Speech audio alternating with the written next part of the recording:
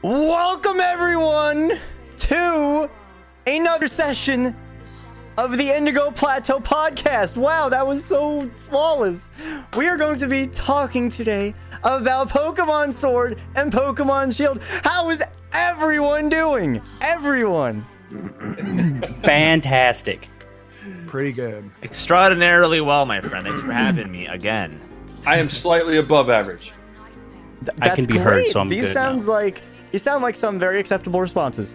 We're going to be talking today about Pokemon Sword and Pokemon Shield. We're going to be talking about some pretty heckin' awesome stuff, and we're so excited to share with you guys. This is our second ever podcast on Indigo Plateau podcast, and this is being hosted right now by the Elite Four stream team! Exclamation point E4 in the chat if you guys do not know who or what the Elite Four is. We are a Pokemon Twitch team, not composed of just the people that you see on the screen, but lots of awesome people. You should check everyone out on the E4. We are a Twitch team that does all things Pokemon, and that's that pretty much.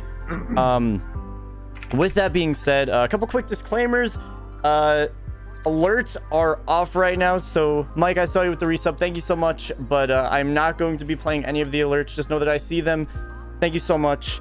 With that out of the way, we have some awesome people with us. Before I do the quick intro, I want to let you guys know that you can tweet questions at us for this podcast by adding Elite Four TV and using hashtag IP. So if you guys want to ask us anything, you could ask us anything related to Pokemon Sword and Shield. Let us know what you think.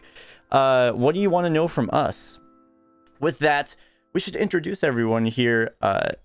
We'll intro what you do on Twitch, your background, all that kind of stuff. We're going to start off with the one and only Professor Xavier. Me first? All right. What's going on, guys? Professor Xavier. We do pretty much Pokemon-wise, literally everything. So random playthroughs, shiny hunting. Occasionally, I get the knack or the need to do competitive again. Community is pretty much like non-existent for that right now. But hopefully, when Sword and Shield, we'll talk about that a little bit later. Yeah. Other than that, we do single-player RPGs, Skyrim, Fallout 4. We play a bunch of Splatoon from time to time. So we pretty much, you name it, we do it. There could be potentially some MLB The Show coming up soon. Nice. I haven't decided if I want to cop that or not, but we got to talk. Yeah, let's do it for sure. But yeah, so you name it, we do it. Also play a fuck ton of Pokemon. My bad. That first one's out of the way. We got the first one out of the way. we are not exactly PG. Next up, we have Galactic Elliot. Hello, guys. What? Sorry, I literally was waiting to do that. Hi, though, everybody. How y'all doing? My name is Galactic Elliot. You don't have to be formal. You can just call me Elliot. You don't have to call me Galactic. But like Josh, like others in the E4, Elite 4. I do lots of Pokemon content, varying from playthroughs, varying to learn trades, like I just did with Just Play Pokemon earlier today, shiny hunting. I do all sorts of things like Journey for Living Dex, which is actually my passion project, where I play through every single generation of Pokemon games and pretty much try to catch them all. It's like a catch them all challenge throughout every single generation of Pokemon games. It's a ton of fun. And yeah, I basically just love to do what I do. And I play some other Nintendo content every here and there, like Smash. I guess I'm okay at, but yeah, that's pretty much all there is. Wow, I'm not even sure. Okay, I guess that's all there is, for me. Mystic Umbreon. What's up, guys? My name is Mystic Umbreon. I do a lot of you guys probably know me from my YouTube. I do like top 10s. I have a best team series. I do Pokemon theories, speculations, what if scenarios, and a whole bunch of other stuff. On Twitch, I stream mainly Pokemon stuff, shiny hunting, like solo runs. And I also dabble in like Legends. Holy moly. Uh-oh.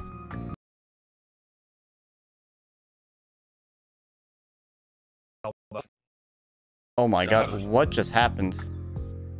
Did we just... There he is. Maybe. Good? Did we freeze?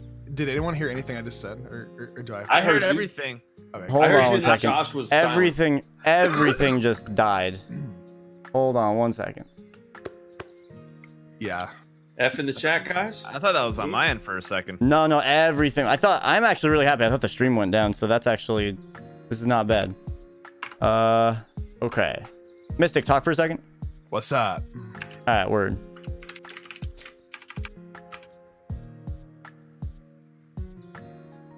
The intros were too Good God. powerful, guys. Good God. Too powerful. All right, we got the beginning of that, but we did not get all of it. There we go. All right, third time's the charm. We're redoing everything.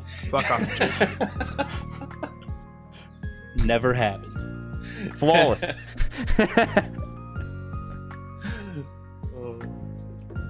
Mystic, Your you could, stream was just like, nah, we don't want to. Mystic, you could redo your give like a speed run of your intro.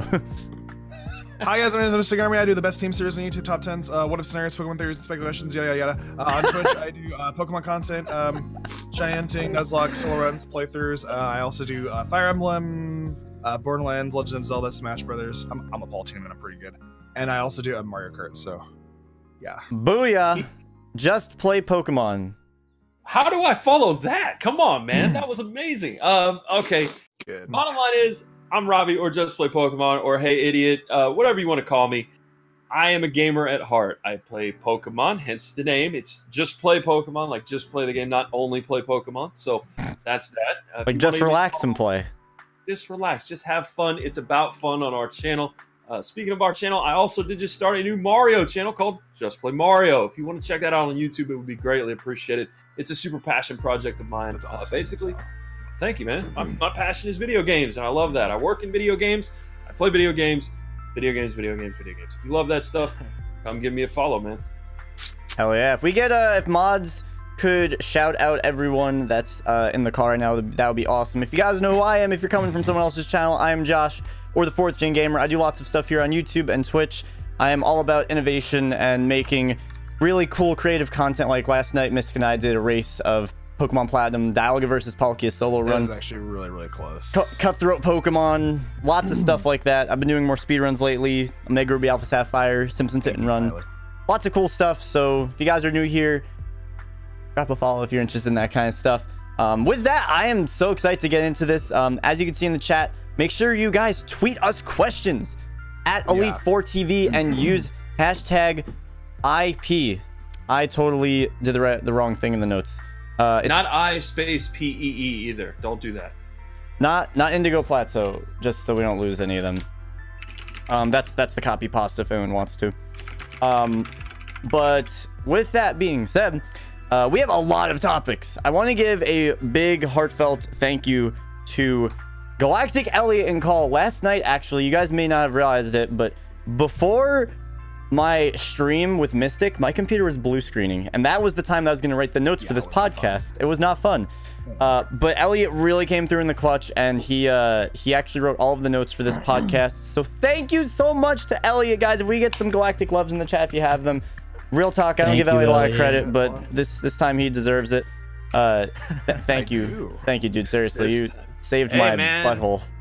Hey, listen, Josh was actually asking me about like topics for like the next Indigo Plateau, and I was like, yo, we should do something about Sword and Shield because we don't know too much about it yet. This would be the perfect time to do it. So, as a person that kind of came up with a topic, yeah, for someone that came up with a topic, I'm kind of happy to be the one to also do the notes for it. So, yeah. Right on.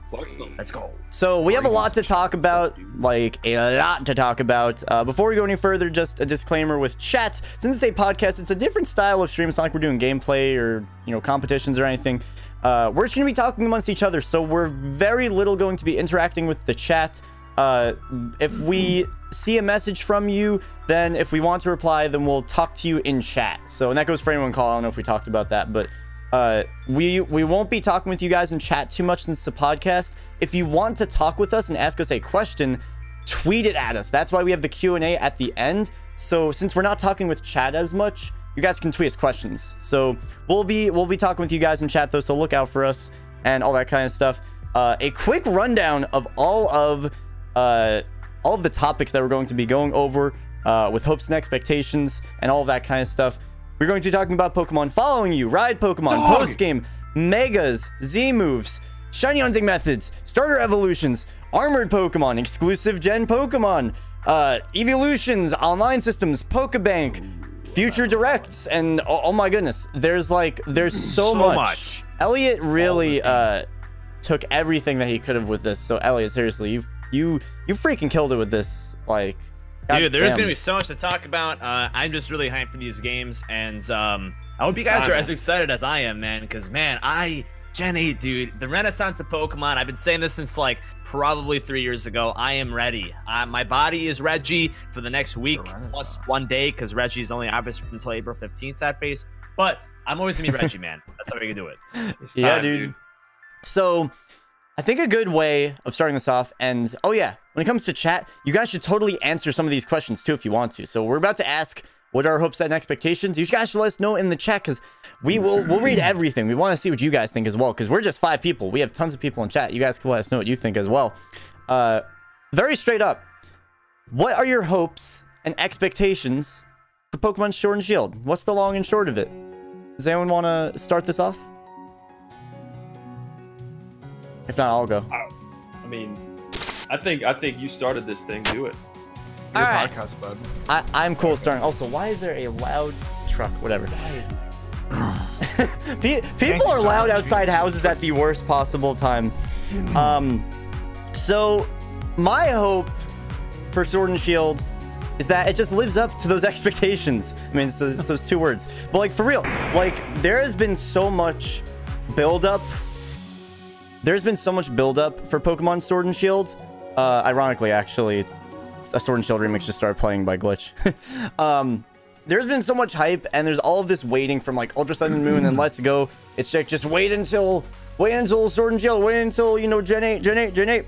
So I really just hope that they can deliver, and most importantly, I hope that Pokemon Sword and Shield can bring the community together again, because there has been, you know, in the last few months, especially with Let's Go, it's harder to make content, you know, for these games with Let's Go Pikachu and Eevee. Like, they're not very content or community driven, unfortunately, and I hope that we get that with Sword and Shield. That's what I really want, you know. We covered that in the last podcast too. If you guys missed that, you can check it out on GG's channel. Exactly, we talked a lot about that, and more so just how the past games have affected the community, and I hope that these games bring that back, you know, shiny hunting methods, replayability, all that kind of stuff. If someone doesn't step up, I'm going to do a random number generator. That's great. I'll do it. So, what I want primarily for the new Pokemon Sword and Shield games are definitely a new Wi-Fi system, in terms of like, because I don't think any of us in here like Festival Plaza. Chat, I'm assuming you guys forget Festival Plaza too. Festival Plaza sucks. So I want something more of like the PSS system back, or maybe something very similar to that, you know, where we have the ability just to have like one big giant hub. We click on someone, trade, battle, whatever. There's no complicated bullshit where you have to scroll through here, scroll through there. Let's just make it one simple hub where we can just click on something, and then there we go. Another thing I want are Mega Evolutions. I love Mega Evolutions. I really want Mega Evolutions to come back. I'm gonna be the one guy that says that Flygon got gypped of a Mega Evolution, and I really want that. I want a Mega Butterfree. I want everything that I could have had at the end of Gen 6 in Generation 8. As far as like legendary Pokemon go, I think that we're going to get two wolf-like legendary Pokemon, and I did a theory about that, by the way, on my YouTube channel. So I'm thinking, you know, that we'll probably get, you know, like some kind of a I forget what it's called, but it's like a forest kind of a wolf or something, where it kind of like it's like the forest guardian or something. I saw like a north on the northwestern side of the map, there's like a little forest area, so I think that's probably where it'd be. And judging, you know, by like the Welsh dragon, I think like we'll probably get like a Welsh dragon. That sounds like something really cool that I would like to see. A couple other things I want to see. If armor evolutions are a thing, I want to see the Johto starters get the armored evolution. I have a few more things, but I think I'm just gonna cut it short because I can talk all day. Yeah, we're gonna delve into all of these things specifically. Yeah, exactly. So this is just straight up, what do you want, you know? So this what it's called. This is just the, if anyone chat's wondering, this is the preliminary sort of topic to start all topics. One more small thing. So the wolf thing that I was talking about, it's called the Kusith. Nice. Yep. Yeah, I can't wait to see more about that. Like, it's dope. Man, we need to see more. All right. But yeah, I'll take the reign, I guess, for what comes next. I honestly, everything that Josh said, I agree with. Like, I just want this to live up to like the hype, and like, I just hope that this doesn't like put anybody off, because I feel like some people, like, you know, are in the boat that Pokemon has been kind of dry ever since Gen 6, and then I'm in the boat that I've really liked Pokemon ever since Gen 6. I think Gen 6 was awesome. Gen 7, aside from some of the, like, you know, things going on. What? I found out we finally have someone else in the boat that likes Ultra Sun and Moon. Who? Mystic. Oh, good. Yeah, we have a person. Oh, me. Okay. Wow.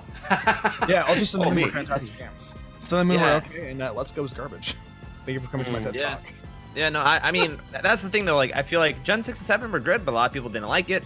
So I kind of hope that Gen 8 can bridge that, like, hey, Pokemon is not bad. It's been good. Things have been fine, and let's combine everything. So the biggest thing that I hope they do is bring back what they brought in actually Let's Go, the movie cutscene skip.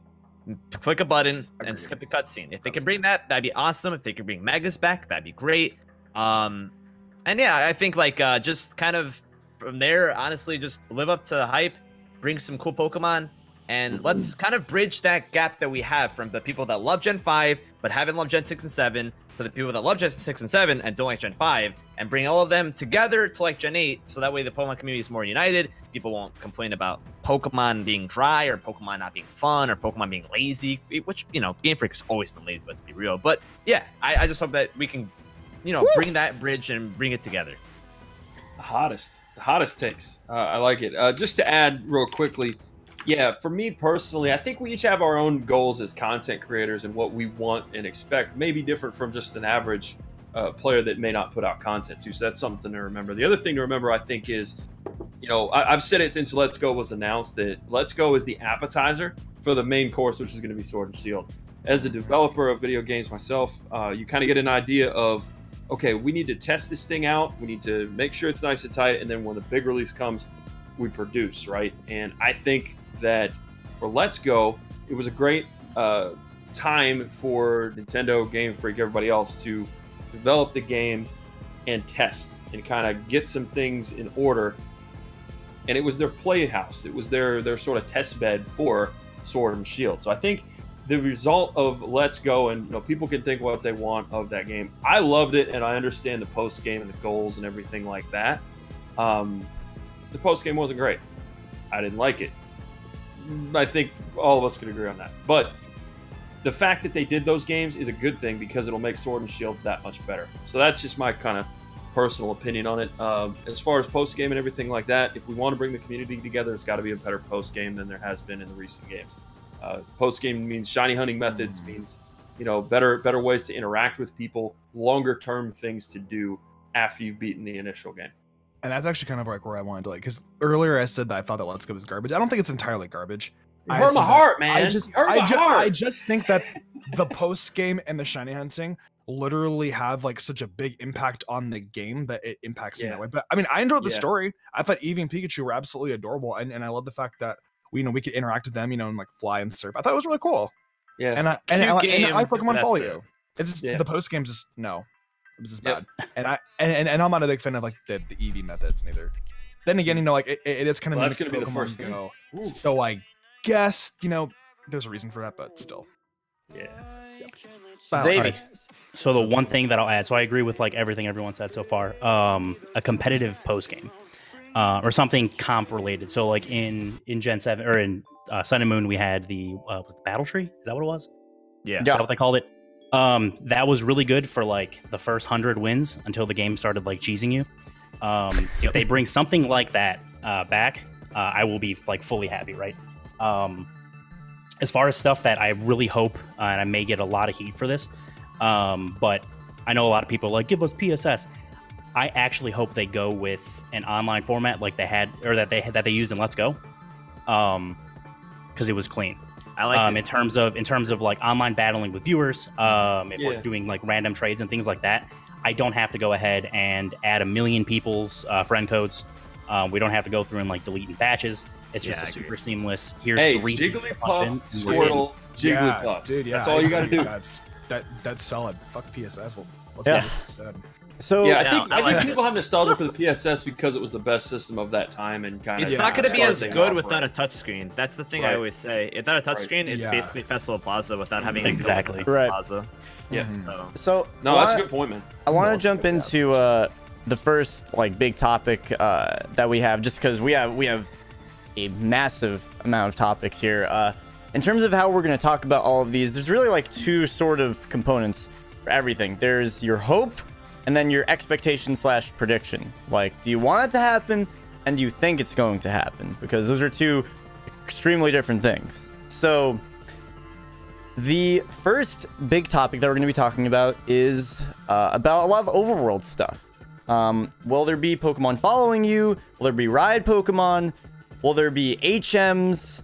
All of that kind of stuff. And also overworld wild Pokemon. Ellie, is that a thing later on, or is that I basically like I'm kind of comparing the fact that like Let's Go had like the overworld Pokemon, riding Pokemon, stuff like that, while Sun and Moon had like the ride Pokemon given to you, like not being usable versus usable. In Let's Go, they were usable Pokemon able to be, you know, ridden on, and then on Sun and Moon, you had a Tauros given to you, you had Charizard given to you. They weren't usable in that. Yeah. Okay, so this is really interesting. Will we have Pokemon following you, like in Let's Go and Heart Gold, Soul Silver? And what do we think about, also I would throw in there just wild Pokemon as well. Will we have overworld wild Pokemon? I think we've seen a little bit in the trailer that... Yeah, I don't think they don't have overworld Pokemon. That they won't. At least, yeah, from what they've shown, but... We don't know about like our own Pokemon though, but definitely wild Pokemon are grass. I'm glad that's the case. Yeah, me too. So here's the flip side to that. And I keep saying that too. Like the first time you guys run into a cave and get just mauled by like 70 Zubats, I think you're gonna take that back. Thank you. Like I loved the overworld sprites, and like it's fine. Like there's still random encounters. I don't know how many times like just walking through I've stepped on a thing immediately. But like I just if they could do some sort of combined. I just don't want to run to 70 Zubats. Right, like that is the literal, like that'll just like kill my fun, and it's like, all right, I don't want to do this anymore.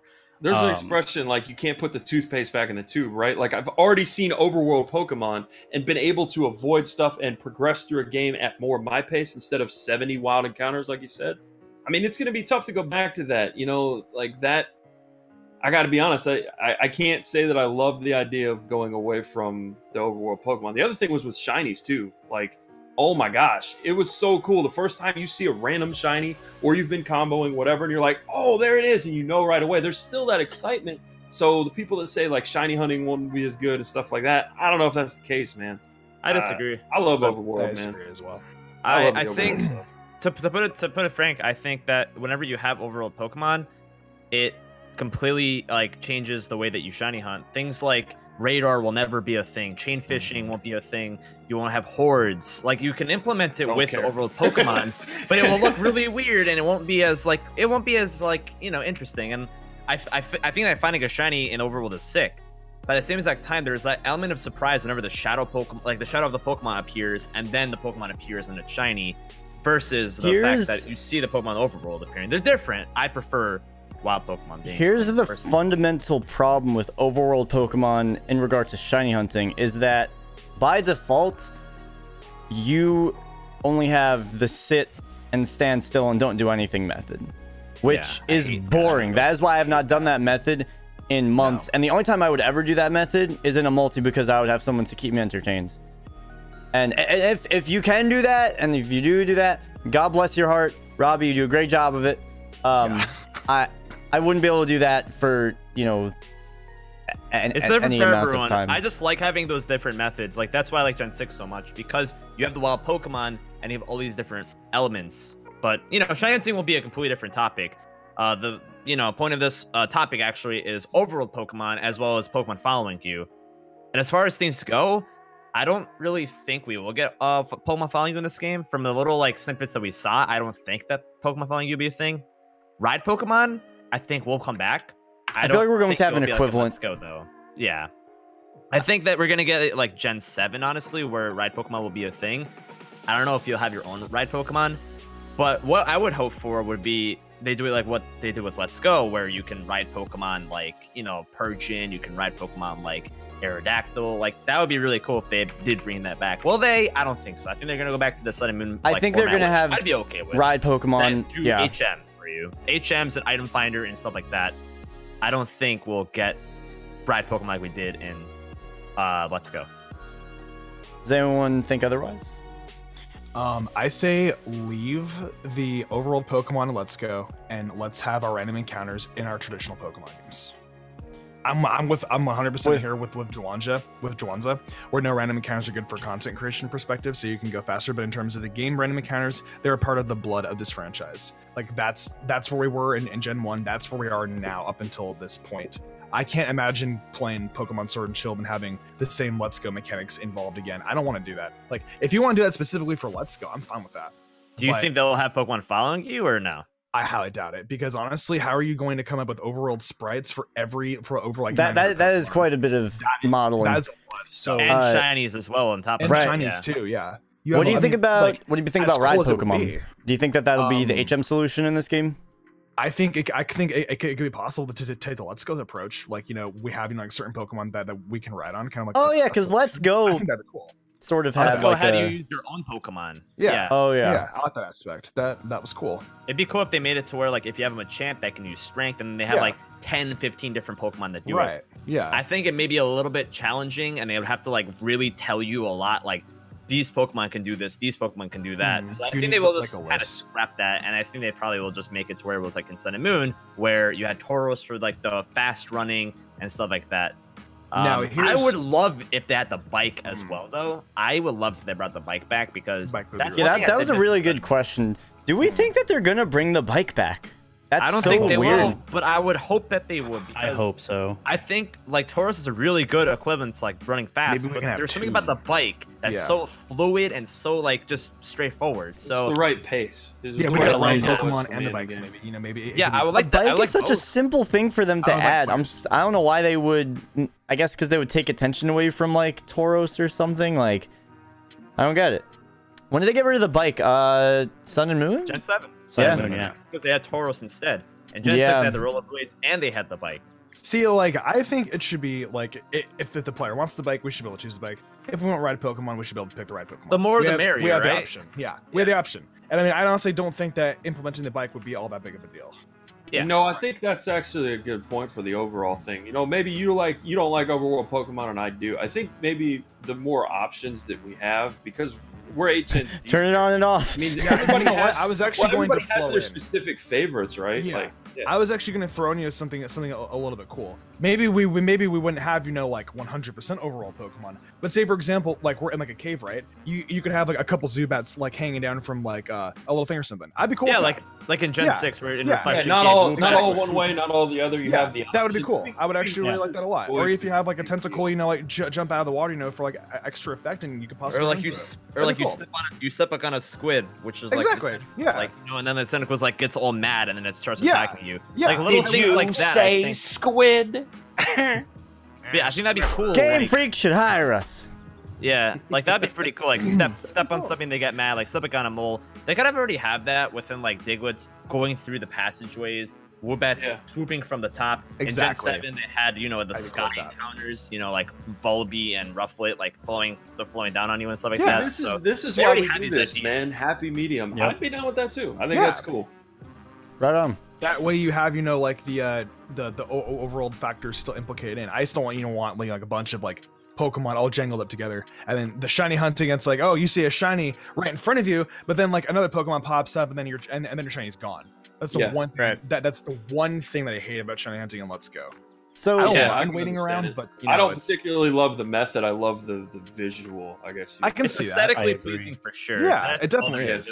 Yeah. I'm personally I think I'm the only person that doesn't really care about Pokemon following you. That's a really good question that we have here is, do you care for Pokemon following you, and does it make the game that much better?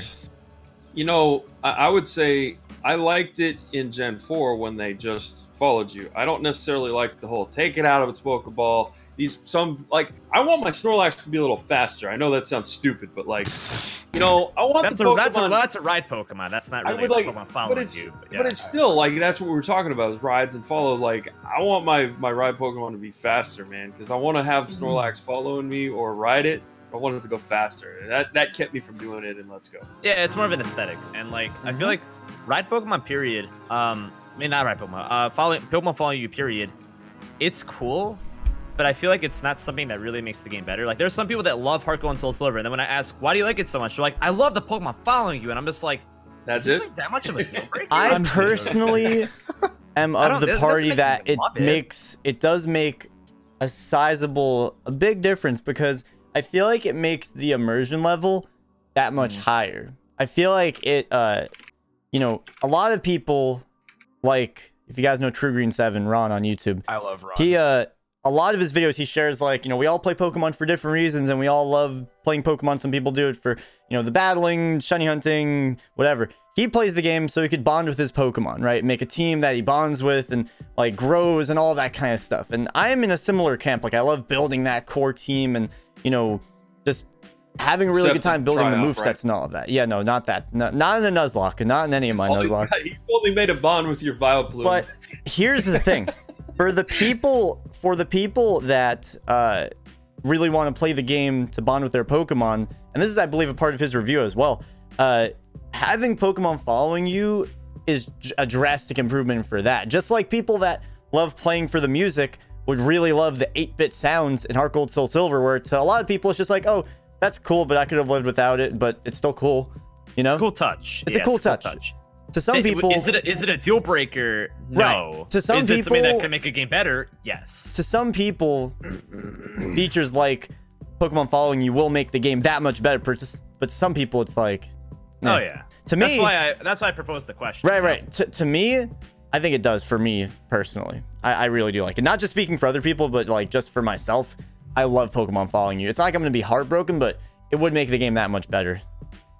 That's fair. I love it. Like in a game like Let's Go, where you can have Pokemon following you, not just riding, but Pokemon following you. I never had Pokemon following me. I only use it for ride, and otherwise I would never have Pokemon following me. But for those that do, why like are you so awesome? You know, Elliot. You know, dude, you're like at the breakfast buffet. You have like breakfast burritos, waffle machine, maybe some fruit, and then you're that big fucking container of oatmeal that no one touches. You know, like the slimy oatmeal. I gotta give love to the things that don't get loved, man. Who's gonna love it otherwise? You're loving, not loving ride following Pokemon. I love ride Pokemon. Follow Pokemon. You literally don't even play. I feel like we don't need follow Pokemon. It's just an extra. It's a cool touch. It's a cool Why touch. don't you even use the follow Pokemon? Because we've been playing Pokemon without following for years. I don't really care about it. Like I literally forget that it's a future sometimes. That's why sometimes I have nothing following me, and I'm just like, oh, cool. Imagine being compared to oatmeal.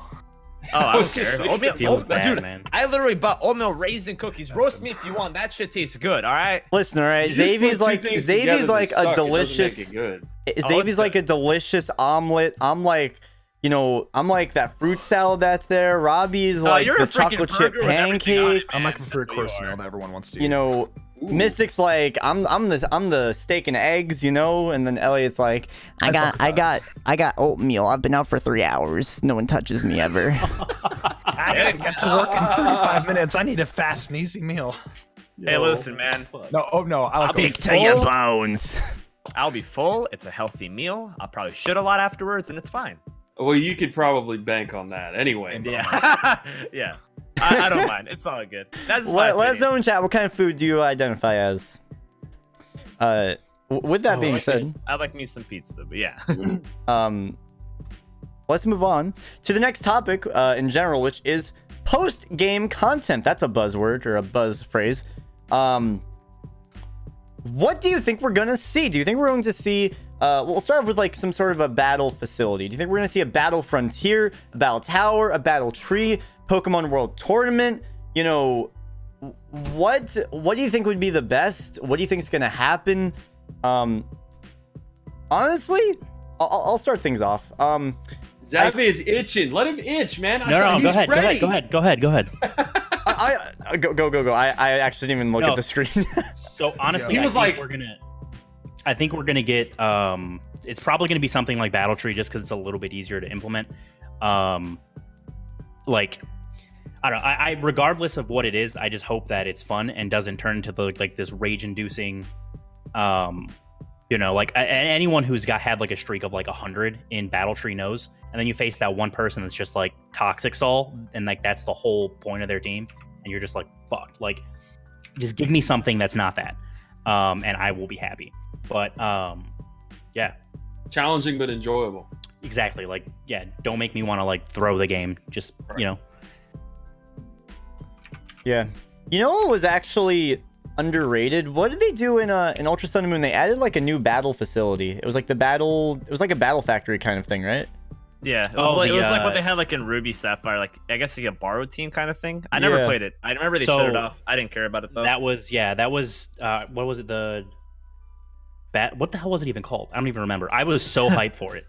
Battle Agency, that's what it was called. Yeah. So like I had actually gone through and was like, all right, let's try and get like, you know, I had a bunch of content planned around that, and then it just like turned out to just be like this really boring thing that actually didn't like work out well at all, with the way that like teams were built and things like that. But yeah, it was, if they do something like that, or build on that and do it in a cool way, I think that could be really sick. Where like the whole idea was like you could if you had friends, based on their level, you would get, you know, particular, you get mons at a particular level, your opponents would be at that max level. The problem is once you put a bunch of time into it, right, like your opponents are level 75, and if you're joining up with randos or just like friends, they would have to be at the same level for all three of your mons to be, you know, worthwhile, or else you're going to be sitting there with level 50s.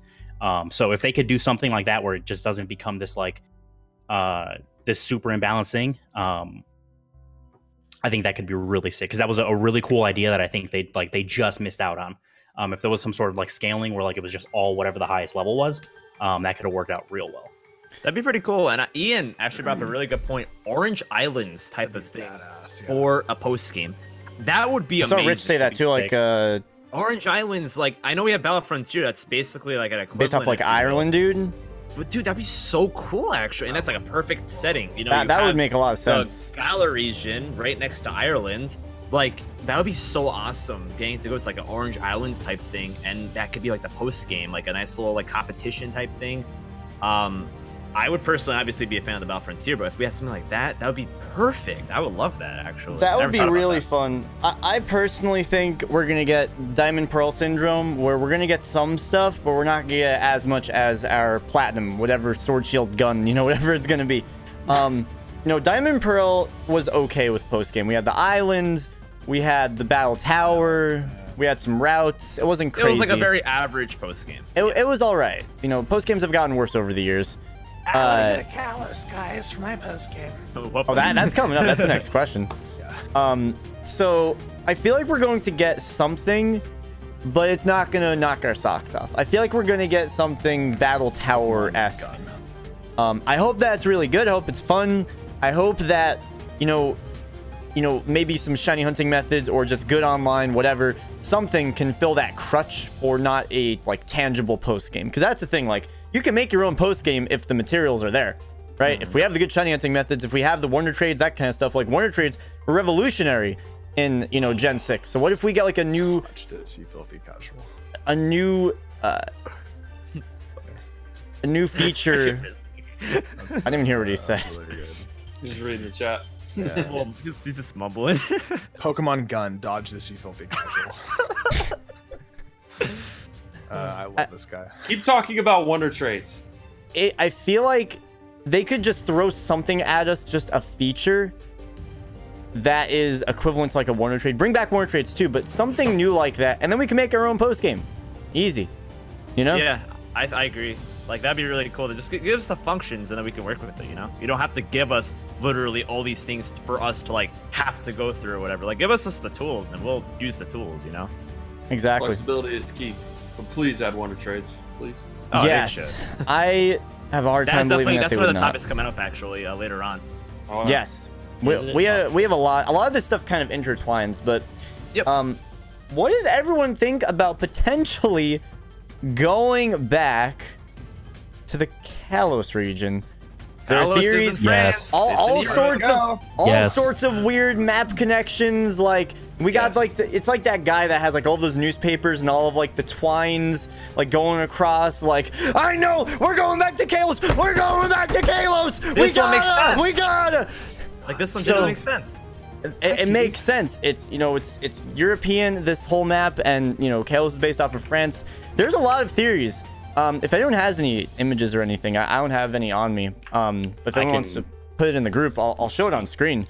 Because this is something that you need to visualize. Like if you haven't seen this theory in action, like a diagram, it sounds kind of weird. Like, why would you go back to X and Y? Why would you go back to Kalos? Because it's the best generation of Pokemon ever. Shut up. That's why.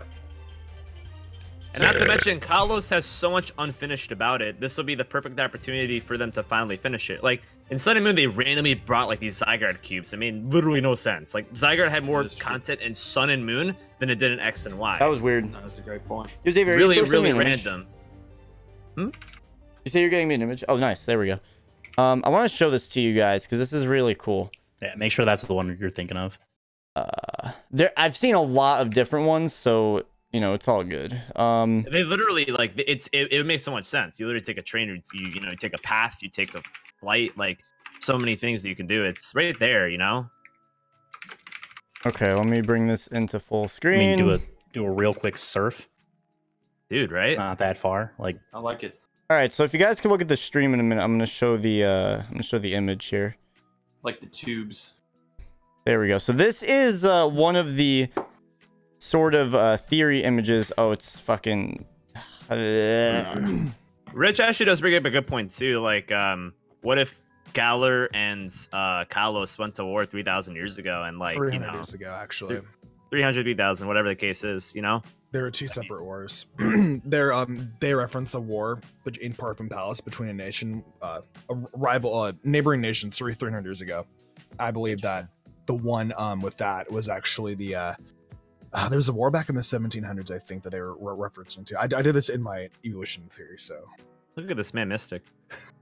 Hey, he is theory tuber. I think they were referring to that war actually. That is. Yeah, Mystic is theory expert. Are you a believer, Mystic? Actually, here's the one. I'm aware of the AZ war. I know that. Yeah, I was gonna say there are many maps. There are many maps of this theory. So we have this map. This is Span of Succession, exactly. There are a lot of different iterations of this map. It's actually like really interesting to see how many theories there are. I believe we have another one incoming from Xavi. Like I said, there's a few out there. There we go. Here's another one. There's a few ways that this all connects, which is just kind of crazy. Hold on, let me peep this. Yeah, this is the one that I was thinking. The one you just sent? Yeah. Let me know if It shows this blank for me. That's weird. I saw the other one though. That looks cool. I'd love that map. These are hopes and expectations, but don't take them all into tact and get too hopeful, because then you're just gonna have it crushed and burned down. We're there you go. Game This one is interesting. So there are two main theories around this. There's the theory that Kalos is below Galar, and there's a theory that Kalos is above Galar. So there's quite a bit. I personally, I don't know about the one it being above. I feel like that one's a little more tinfoil hat, you know. Crazy stuff, you know. Yeah, so with that, right, so like the idea behind the Galar region is that it's the UK flipped upside down. Okay. Like, so you know, what's north is south, south is north, obviously, right? France is south of the UK, so it makes sense from a map perspective, right? If you flipped to make this region, they've actually just flipped the UK upside down on its head. It would make sense then that France is up north, or sorry, Kalos is up north, but right. Regardless, it's also a whole made-up world where they can kind of do their own thing also. So they could just like, it's over to the west. Regardless, please give me post-game in Kalos. That just this is the biggest opportunity that they have to, you know, make it work out. This is the biggest opportunity for them to make Kalos have its, you know, post-game, to give it the story, give it that Pokemon Z that we've been waiting for. There is no Pokemon Z. I still have my Pokemon Z confirmed thumbnail. Josh, zoom into the map one more time. I want to see it. Hold on a second. Which one? The one where it's above it or below it? You're at that spot. This one? Yeah, judging from I can see. That's so interesting. Oh man, it's like. Hold on, I gotta show you guys. I have a Pokemon Z. I was ready to drop that video so fast. Rather than the northern part, though, wouldn't the UK kind of be more to the left side? Because I mean, like, if you look at places like on, well, let's say, never mind. I'll come back. I'll come back to it in just a second. You're good. Yeah. Gen 6 there we go. Confirmed. I'm here for it, man. I'm Are ready. you guys ready for this meme? Everyone look at everyone call, look at the stream, all right? You ready for this? Yeah, I'm looking. This is my Pokemon Z confirmed thumbnail that I had ready for like over a year. I was like, I'm ready for it to drop. Let's go. I had like title, tags, description, everything. I was ready to drop. We discussed the SEO for Pokemon. We discussed everything. We were ready. I'm gonna stop showing this on screen too much because I don't want everyone to think, oh, Pokemon Z. No, actually. Confirmed. It's gonna become like the thumbnail. Bro, no. Oh, we need to do thumbnail face. Wait. Hold on. To make my life 10 times easier. We should all do the same face. Can we do the exact same? All right, you guys ready? You guys ready to make a thumbnail face? Oh. Mystic, I need your hair. He was so disappointed. All right, y'all ready? 3. All right, which one are we doing? Are we doing the same thing? I'm gonna be cheesing. Elliot, you think? Robbie, you go like poggers, you know, hands on your.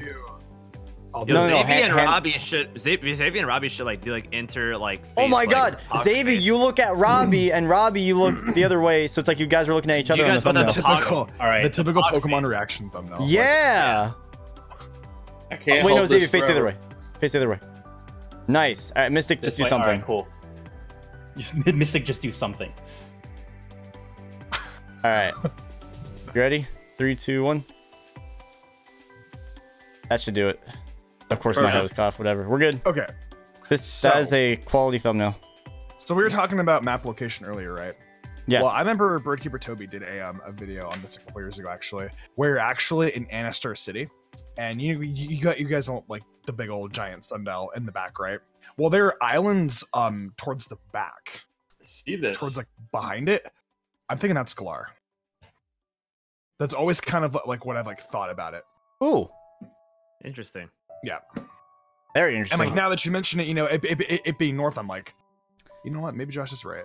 So I'm like, yeah, so probably is north of there. That's what I think. Does anyone? Lots of theory crafting, man. Does anyone think? This is all cool to theorize about, and it's all cool that's possible and everything.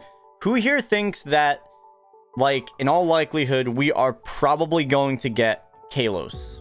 Does anyone here think that there's like more, like, let's say like more than a 75% chance that we get Kalos? There's hopes and expectations. I hope it happens. I expect it's 50-50.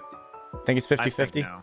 I think it's... be happy to, but it's Game Freak, and I love Game Freak, but they're not. They're lazy. You know, the opportunity's there. I don't think they'll take it though. I think it's 25-75 in terms of odds, not in favor. Yeah. I think it's like more like 90-10.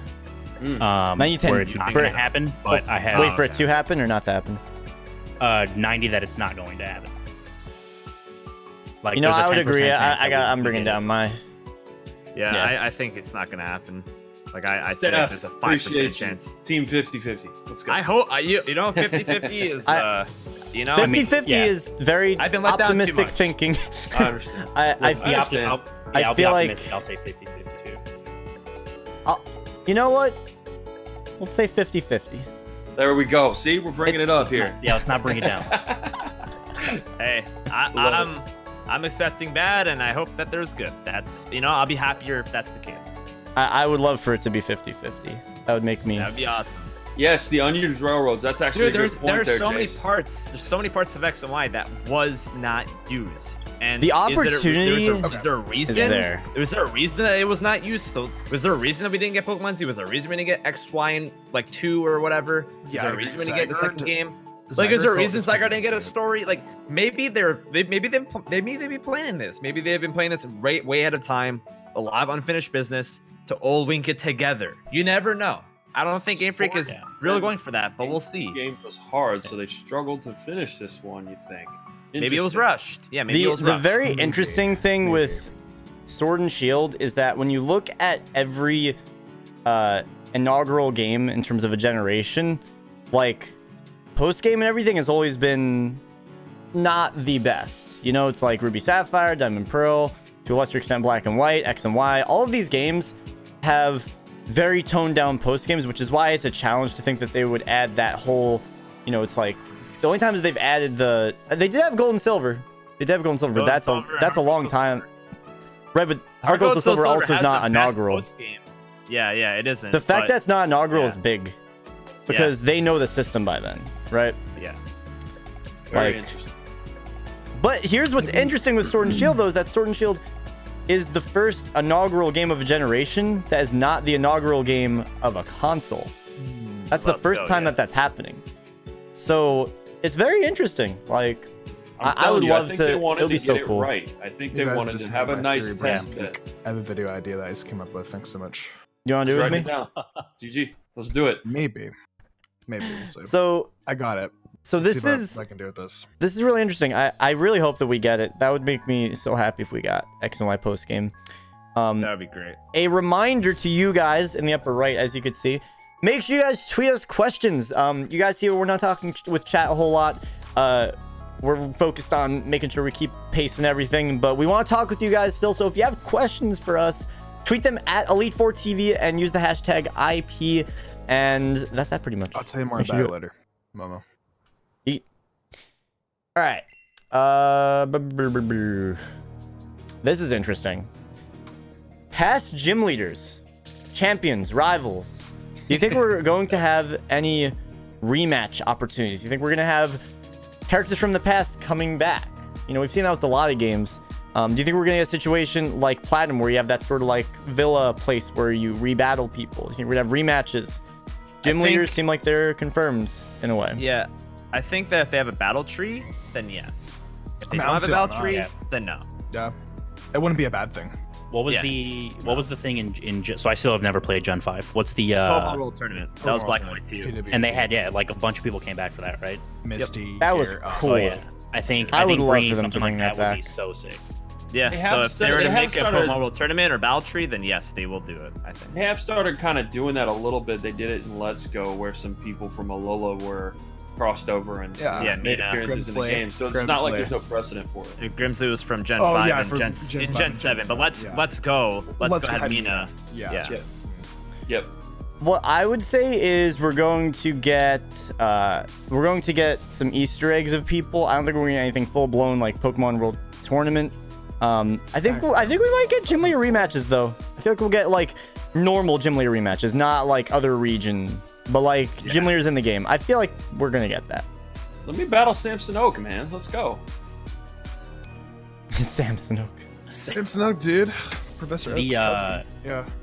In Let's Go, are you able? I haven't even, like, disclaimer, still haven't even beat Let's Go.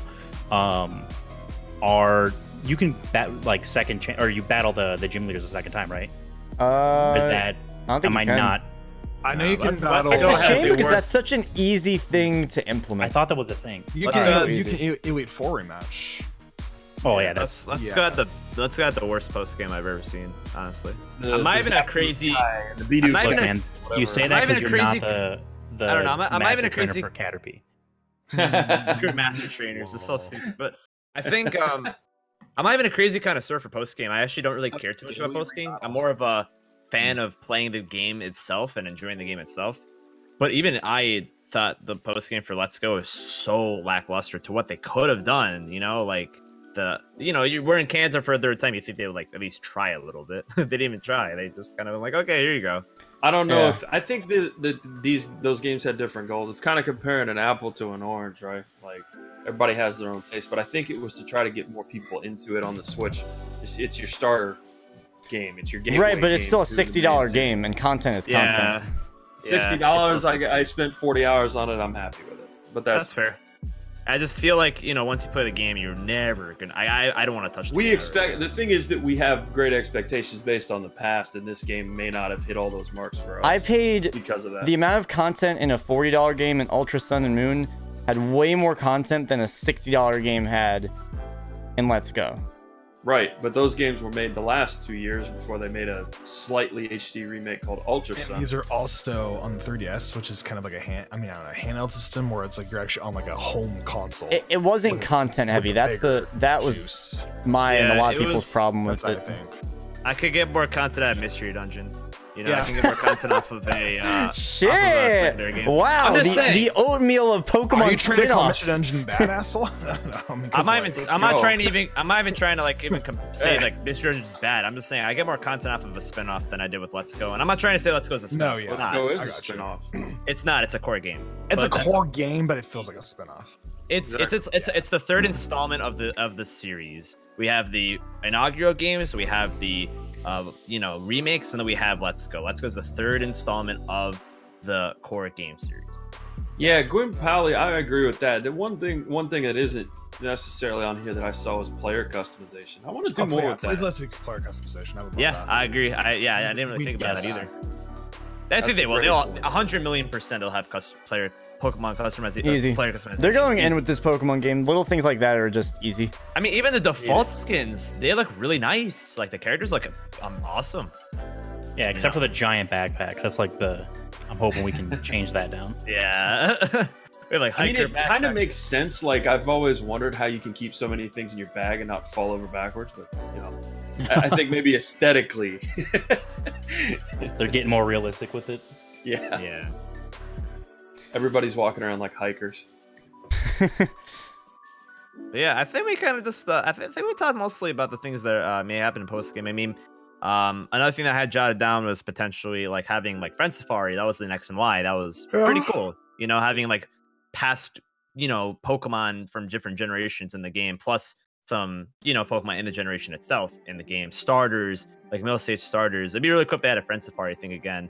I feel Friend like Safari is cool because you were encouraged to find different back... people with different types too. Like I thought that was important. It was kind of like one of those core Pokemon philosophies. It used to be like go get a link cable or Wonder Trades. You had to try to match up with people, GTS, that kind of shit. Like I really enjoy it.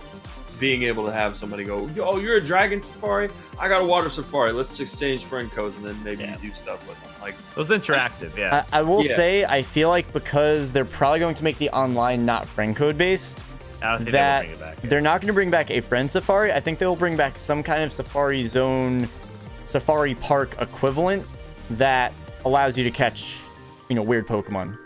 Increase shiny eyes, please. Like unique, evolutions. I'd be cool with that. Let's do that. Also, this is a random quick question. Sorry, go ahead. I just said let's do it. Let's do that. Let's burn up the flagpole. Talk to Game Freak, Josh. Being able to acquire previous generation starters.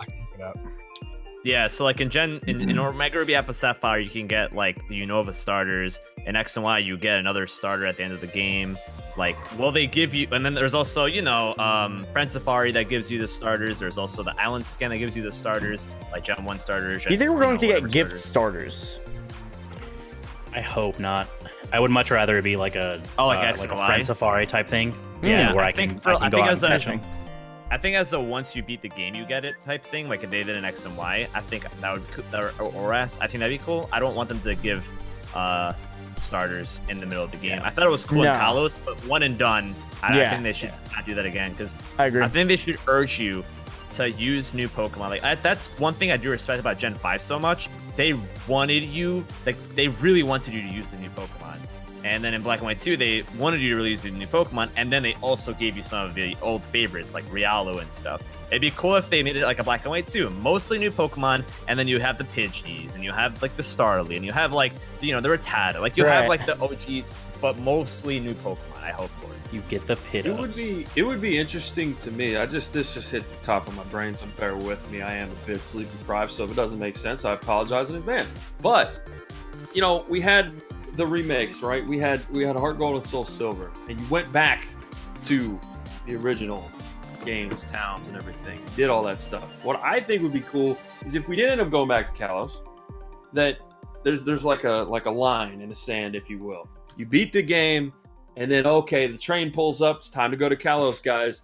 None of your Pokemon that you caught before from a different region are able to be used. Only the Kalos Pokemon over there.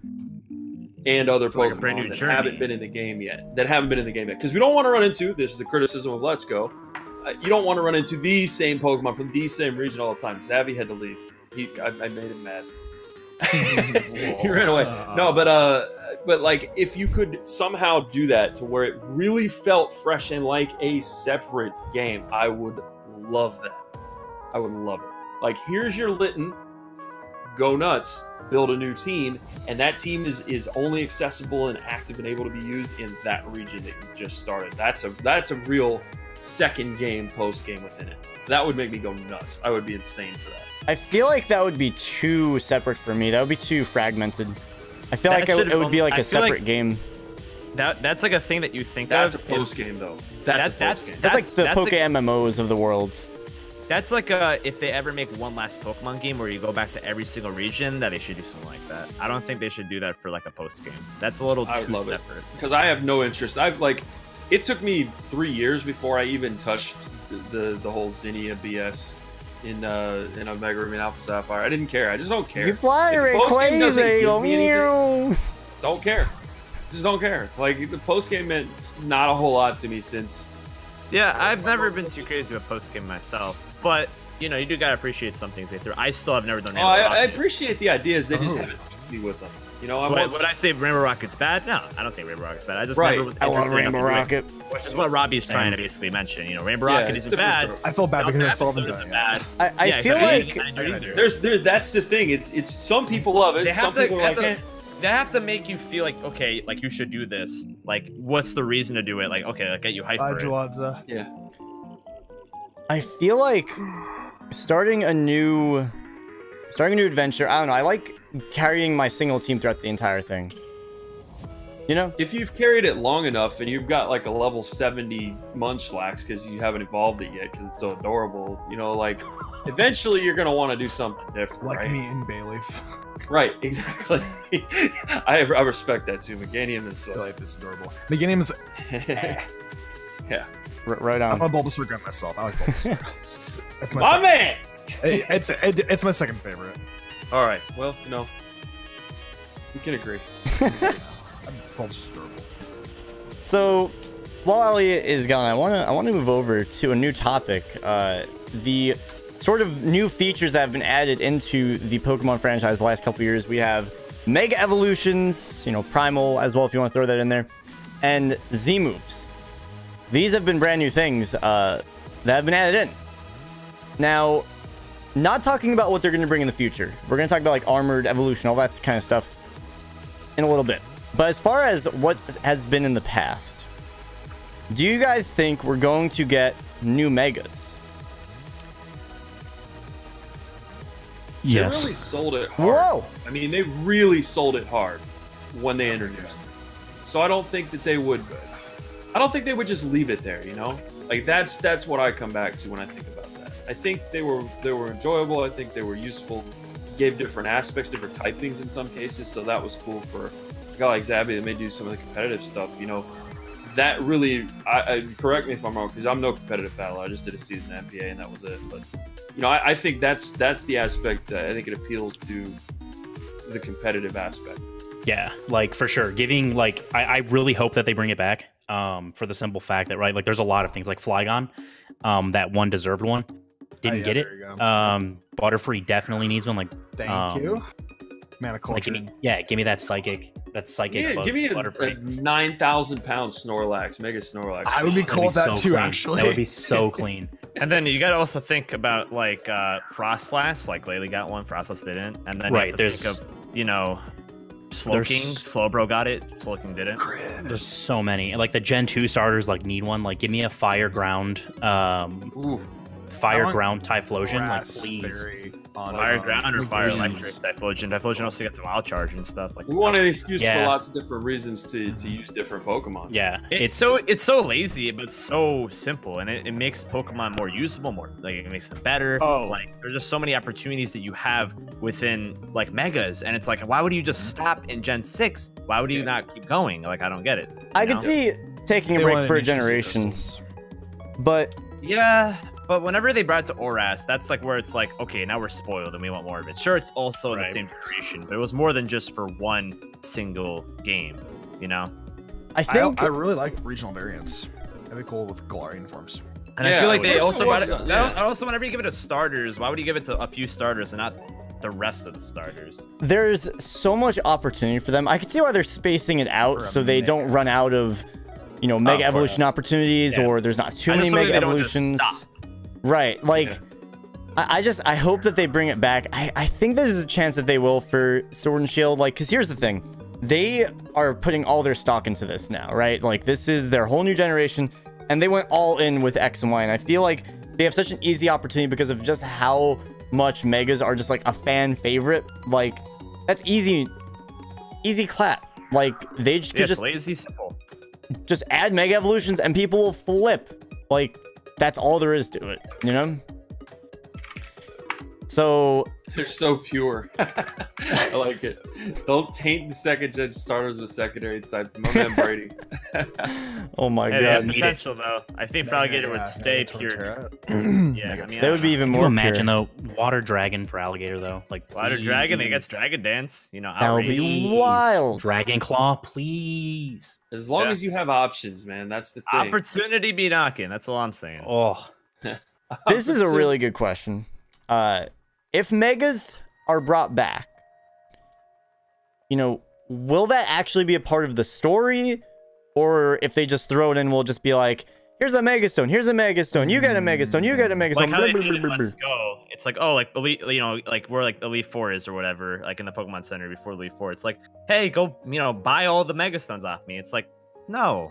I want to like Torterra killing Josh's Tioga, dodging fire blast. Fuck that Torterra, dude. I feel bad for Josh. So my entire like theory on if Galar will get Mega Evolutions and how it'll be part of the story, I think it definitely could be, because in Kalos it was part of the story. They referenced Kalos taking on a neighbor region of 300 years ago. I would think that maybe some of the lore from Kalos and the Galarian region, you know, could be intertwined. So there is a possibility that we might get some Megas in the main story, because, you know, does Kalos, you know, and like England, you know, kind of have like similar kind of lore, I guess. So I mean, like, it is a possibility. Both part of Europe. Maybe. So, yeah. that'd be cool. And like Sycamore was the researcher upon Mega Evolution, right? And you started learning more about it. You know, Diantha had it, and like you know, Karina's like ancestors, the Lucario. Yeah, exactly. Like, you have all this stuff within Mega Evolution, and like, you know, Kalos, and then other people started picking up on it.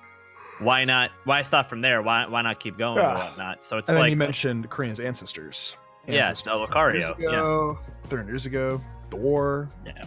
There's just so many things that tie in together. Yeah. The lore is endless, man. And Pokemon lore is like, that's why I love it so much.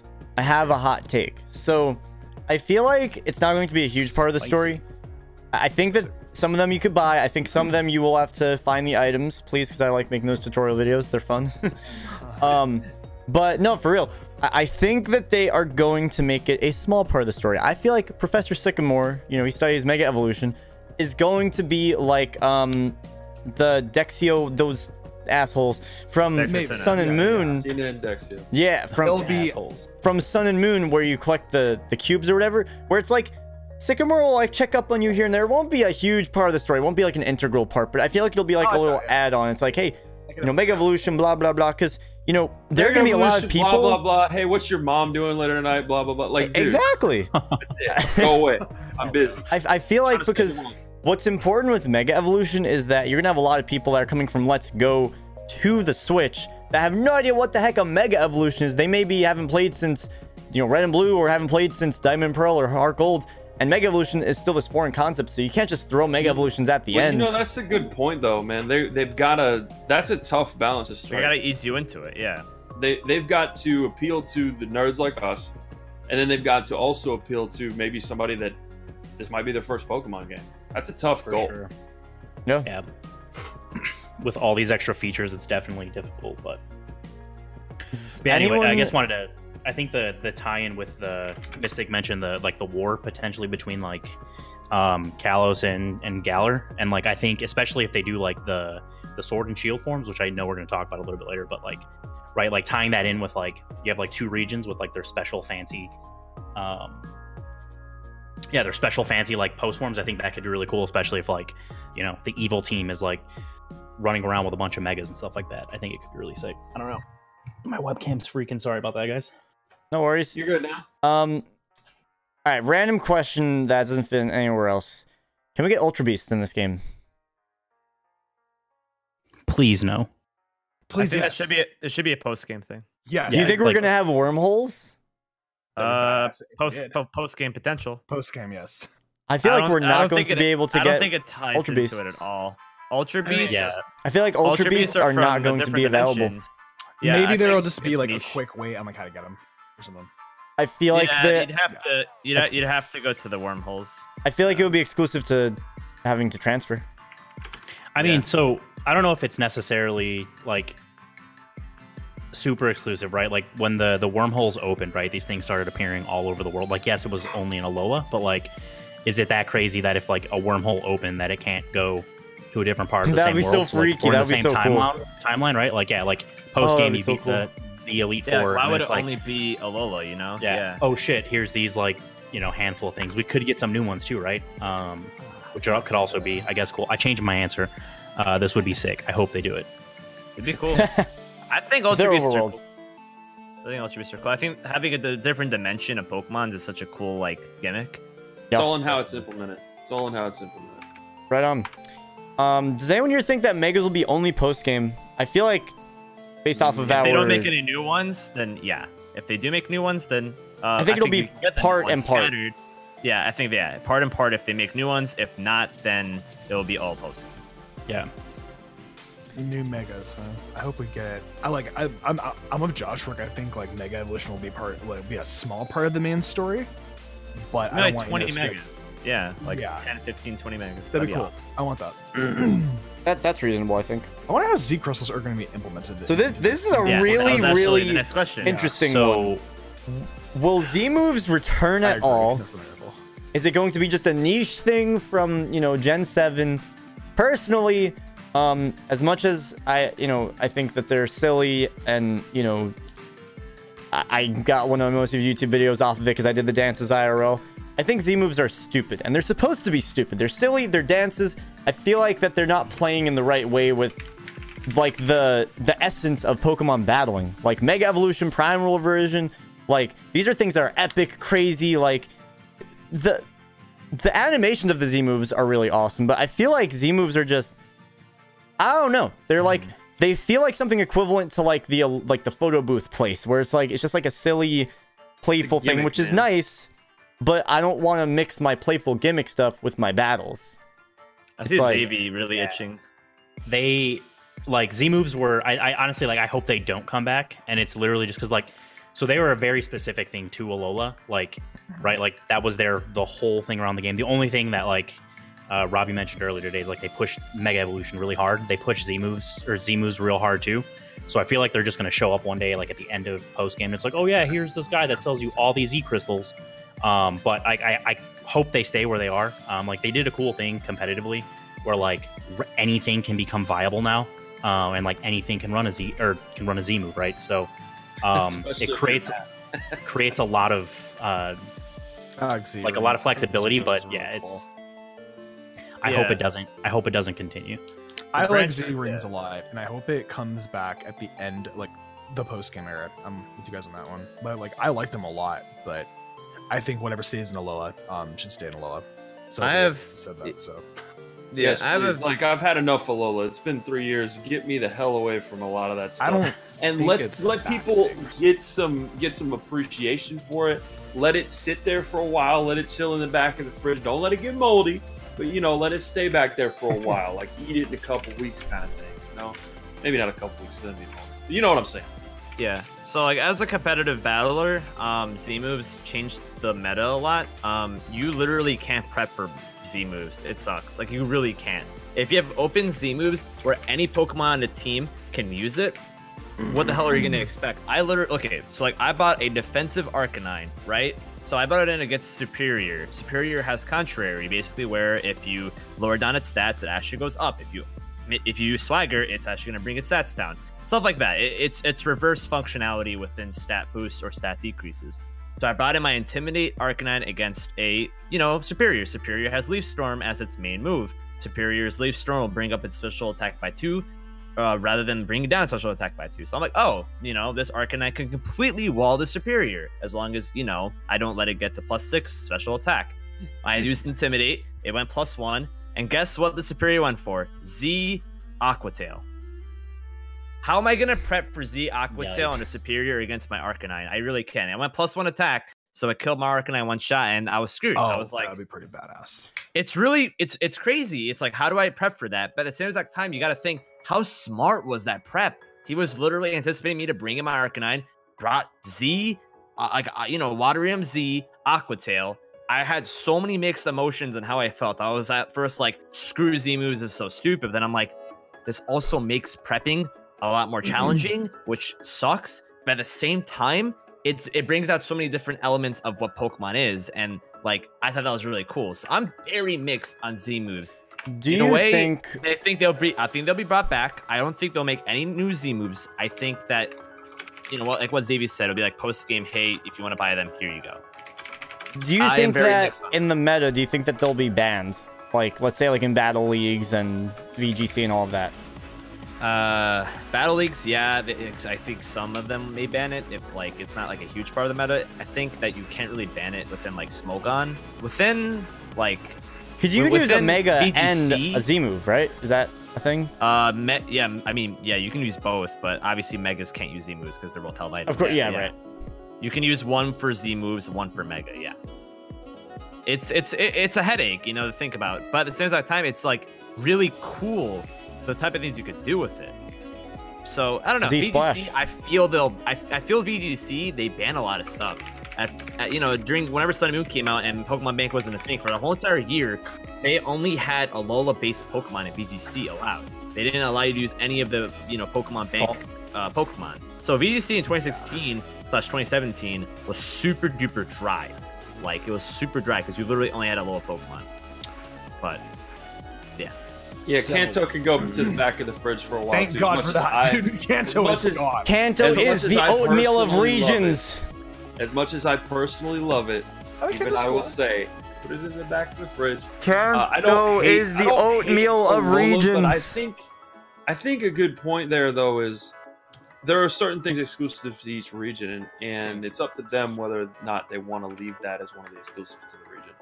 I really like the Alolan forms, for example, but I am tired of 3 years of Sun, Moon, Ultra Sun, Ultra Moon. Like some of that stuff, just Ultra Sun in in the back. when? And we'll go then. You can have it. If they release, I can honestly say if they released Ultra Sun and Ultra Moon 2 tomorrow, I wouldn't play it. So I think for the whole entire premise of Sea Crystals, I don't am playing like a Jurassic part in this story, but I think it would be cool, like if we got like some references, like oh yeah, I'm from Alola, and back where I'm from, we use these things called NPC stuff is always cool. And then the guy demonstrates it, and then at the end of the game, like maybe like during the post game, they have kind of like a trial simulation where it's like, oh, here you go, you do a trial for your Z-Ring, and then you get like a crystal or whatever, and then you can go ahead and buy your crystals like at the end, but like you get your first crystal, absolutely, you get to choose which one you want from upon your completion of the actual trial. So that's how I think Z Crystal should be implemented. But I think it's I like Z Crystals. I like Alola. Yeah, it's interesting. A lot of people have up and down opinions. Yeah, I love Z Crystals. They're great. I love Ultra Sun and Moon. I think they're more than DLC. That is my opinion. That's all I want to say. I agree. If Sun and Moon didn't come out before Ultra Sun and Ultra Moon, they would be the best games in the franchise. I think they would be agreed upon. There we go. Across the board. Yeah. I think if you combine Ultra Sun and Moon with Sun and Moon's story, you literally have one of the best Pokemon games ever. And I still think Gen 7 is amazing. And regardless of that, I still think it's great. So that's just my opinion. That's exactly what I wanted to hear from you guys. Good. Yeah, I love it. I'm here to say I love Mystic's passion. I love it. It's hey, no, that's good. I feel like X and Y. Like, Ultra was never $60. Yeah, that's what I literally said. I said $40. Some people got ripped. You paid if you paid $60, so more complete. You're either using Canada or Australia. Yeah, I was gonna say you're using other currency, or you got really ripped off because they're $40 games. Canada or Australia, because Australia, Canadian, like I know Canadian Switch games are 100 Canadian dollars or some shit like that. Really stupid. Yeah. What? Yeah, it's literally $100. And that's like 80. That's like $80 USD. It's like even more expensive than it is here, so it makes sense if that's in Canada. Right, Canadian dollars, I don't know. Not good. No. Let's move on. to do some shiny hunting method discussion. So this is a really interesting question. Will fishing revert back to its classic style? You know, you got an old rod, a good rod, super rod, or maybe just like one rod that is the master of all rods. Yeah, you like that one? Or will there be no fishing? I mean, will there be no fishing? Bring back fishing, please. Yeah, I don't think they're gonna get rid of it. I honestly I hope they keep the one rod thing that they introduced in Sun and Moon. Because yeah, having to get like 17 different rods is just a pain in the ass. But I also don't like the idea of having to go to one particular spot, and you know you can only fish where these bubbles are coming up. Let me fish, you know, anywhere on this thing. That'd be great. So I hope they bring it back. But I think it's a really basic thing. That is the main reason why I do not like Let's Go. It's because of the content thing, right? There's not a lot of content, and there are a lot of stupid things that they shouldn't bring back. Like there's no fishing. Like that's a really stupid thing, but it's like these are very fundamental things that are just poof gone. It's like, what if I want to do chain fishing? What if I want to do this or that or whatever? Like even if Sun and Moon, you couldn't even chain fish. You literally could only fish in one area, and sometimes you would fish up an item, sometimes you'd fish up nothing. Like, you know, you don't even have the opportunity. It was dry. It'd be great if they were to bring that back. You know, bring back what they had in Gen 6, where you could Gen 6 fishing was the best fishing. I'll say this. And I don't mind if they had old and good and super rod. I think old good super, it's fine to have all three. But if they were only to bring one, at least give me the opportunity to fish wherever the hell I want, because I hated fishing one spot. I'll say this: if they had to pick between, you know, the method that you ended up having to use in Let's Go and doing overworld Pokemon and stuff, I would trade the overworld Pokemon thing for having, let's say, 3 quality shiny hunting methods in this game. That would add so much to the post game. It would add so much to everything. Cool. As much as I do like Let's Go, I don't like the shiny hunting method either.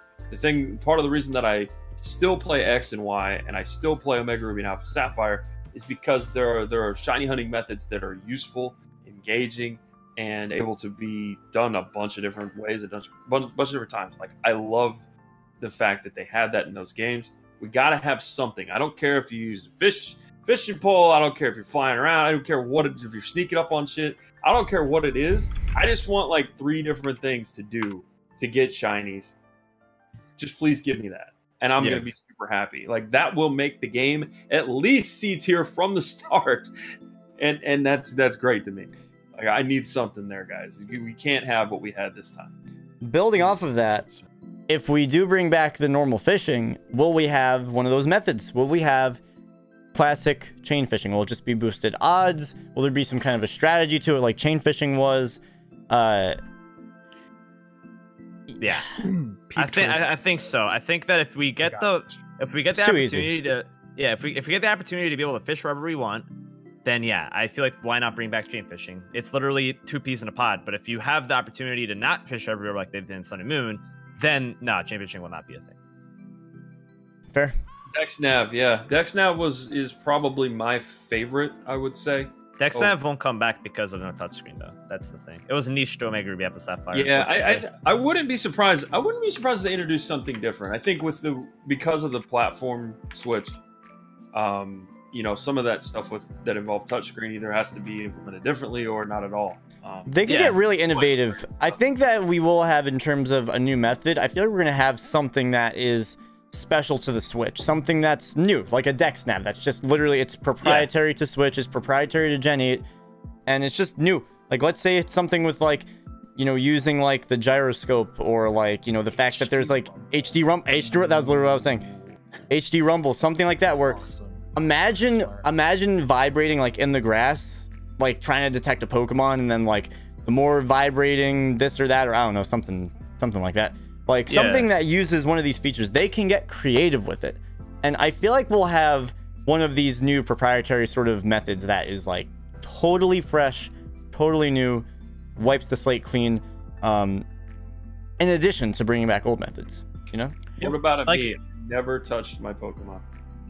Like ever since Pokemon X and Y, you had something new every single game. X and Y had a ton of new things, and then you had ORAS that had Dex Nav, and then you had Sun and Moon that had SOS, and then you had Let's Go that had, you know, the combo. So now we're probably gonna have something else where, you know, we'll have some new thing. Is SOS going to return? Are Pokemon going to be able to call in new Pokemon? Yeah, I don't think they will have SOS again. I think they're gonna bring back Hordes as the yeah. This is very interesting. Hordes. I think SOS was very. SOS was very. Well, no, I mean. Niche. So yeah, it's specific. Like, they even say it in I don't know if it was in both or if it was just in Ultra Sun, Ultra Moon. I just went through like the beginning tutorial part, and like they mention, right, like SOS being specific to Alola. So I don't think it comes back, but whatever. Like so I'm assuming they're gonna give us a new method, which would be sick. But like I'm also hoping what that new method does is more than just for shiny hunting. So like. I know like a lot of people hate SOS. Moves. I loved SOS because I could easily EV train a team in like 6 minutes. And like have perfectly EV'd Mons, right? Yeah, for your specific, like with competitive battling, I didn't care because I wasn't training stuff for that, but I could totally see that. Like, that's why I said we should have that. Yeah, it should be useful for either more than one thing, or we should have more than one method so that you can appeal to a few different people. Like again, the reason that I fire up specifically certain games is for the shiny hunting methods. I don't have any other reason to after I beat it. Yeah. Yo, Mystic, get up again. I don't think he heard you. No, like get up and stay up. Get out for a second. Why? Just do it. He's gonna shit on Ultra Sun and Ultra Moon. No. Oh. No, actually, just get up. It all makes sense. It all makes sense. Okay. Get up and like twist your chair around so we can see your wall. No, this is some kind of trap. No, I was literally gonna say how cool your background was. Bullshitter. I ran out of time because then you came back. All right, there we go. Nice. Look at how awesome of a backdrop that Mystic has. He has the Zelda, the YouTube plaque, and all that. That's literally all I was gonna say. Oh, okay. It's pretty sweet. Well, thank you. I was gonna say while you're up, but then we're podcasting. There it is. Yeah, I think definitely like there's definitely like a new opportunity that they can bring. SOS is definitely a functionality only in Sun and Moon, because think of it like this: like Sun and Moon, Pokemon were all kind of like intertwined with each other, and like the species were all kind of like taking care of each other and stuff like that. That's why they call for help. So in this generation, it'll probably be a little bit different, and we'll probably get something very niche. And I think there's just so many opportunities that they can have within. There's a lot they can do, stuff like that. But then they can also bring back Hordes so easily because it's on the Switch, not the 3DS. The 3DS. I hope they bring back Hordes. Yeah. Hordes was my favorite method. Hordes is badass. I enjoyed it a lot. Hordes was my favorite method. By now, I hope that they'd be able to. It's good for EV training too. Yeah. Yeah. I just hope they'd be able to implement it in a way that doesn't murder your frame rate. Yeah, I mean it's on the Switch. That was so I feel like they just have the opportunity. If Switch can handle Breath of the Wild, they can handle freaking Hordes. I mean, so yeah, it's there's the one thing of like if they'd have to implement it the right way, right? Like I'm sure there was a way that they, if done properly, we could have handled, right? Like we could have handled triple battles in X and Y in a way that didn't like crash your screen when a Moltres showed up. Yeah, same with SOS. Like where I think it was just done poorly. Like they implemented it really quick and we're like, all right, cool, it's done. Hordes would be sick if they can optimize it. I really don't want to have a thing where like my frame rate drops to 30. I want multiple. I want to be able to capture multiple Pokemon in Hordes. That's an interesting thing. I haven't heard that before. Give us a Pokeball that catches more than one Pokemon at once. That'd be cool. I could do that. It's like the catch rate will be worse as you catch more than one. Like if let's say you catch 5, it's gonna be like the worst it can be. If you catch 2, it's like the best that it can be. Give me a ball that's like a group ball, and that'd be awesome to be able to catch up to 5 Pokemon at once, but 2 at least. When I finally get my shiny bag on and there are 2 of them, I'm going to be so sad and Omega Ruby. So my goodness. Yeah, I would definitely go for that. Yeah. Do you guys still think it's going to be 1 out of 4096, or are we going to have better odds, or is it going to go back to 4th gen days, 8192?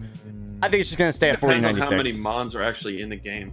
I keep it at 4096, yeah. I think it's just going up again. I don't know why they would give us better odds. I think they'll have 4096, and then they'll have methods that are better odds.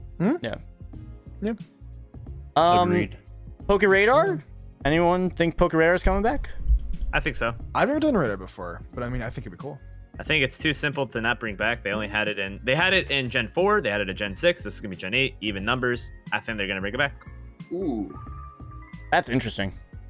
I like it.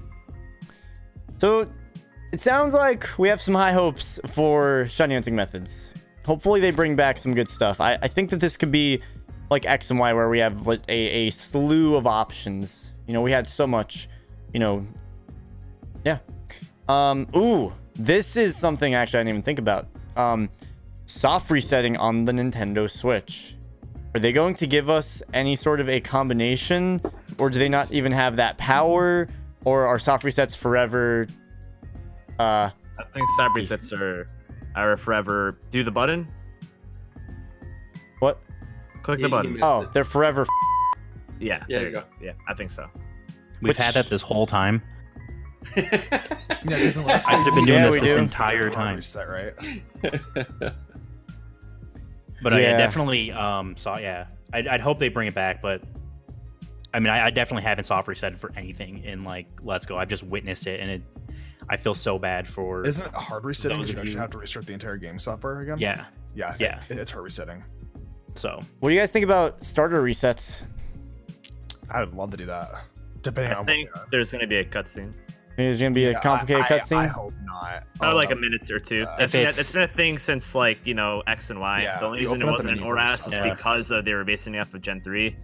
But it's not a remake. Skip the cutscene. That's true. If they have a cutscene skip, They will have a cutscene skip button. This is So this then, is one then of it won't those. be that bad. But then you have the fact that like it does take a while anyways because of the whole entire menu reset. This is like what Robbie said with the toothpaste back in the tube. We can't go back to no cutscene skips. That's Once you set a precedent, man, you can't go back. some on of that these you can go back on.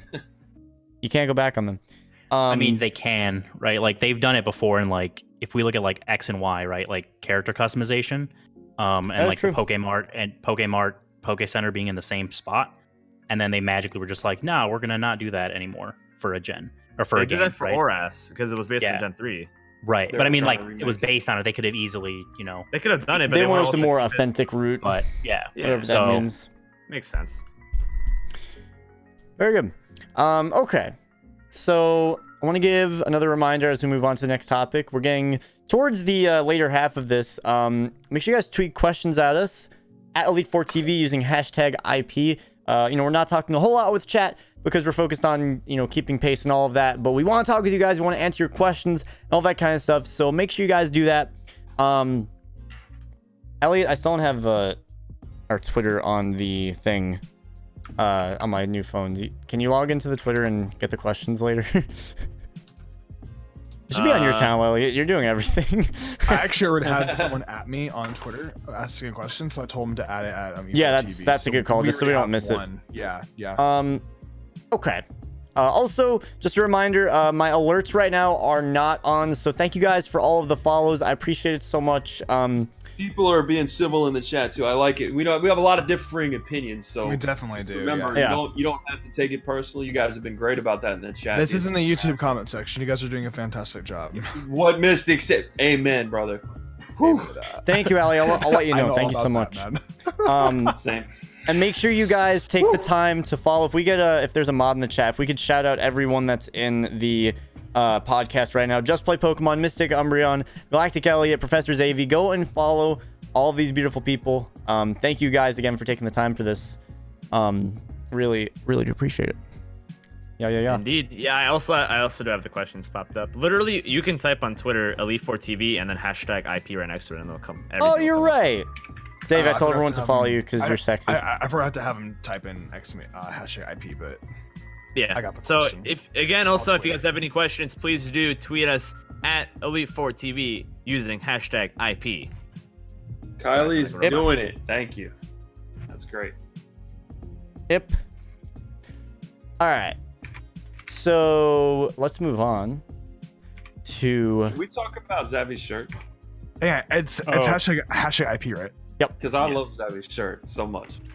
the childish Flambino. Let's go. It's pretty great. Oh my god.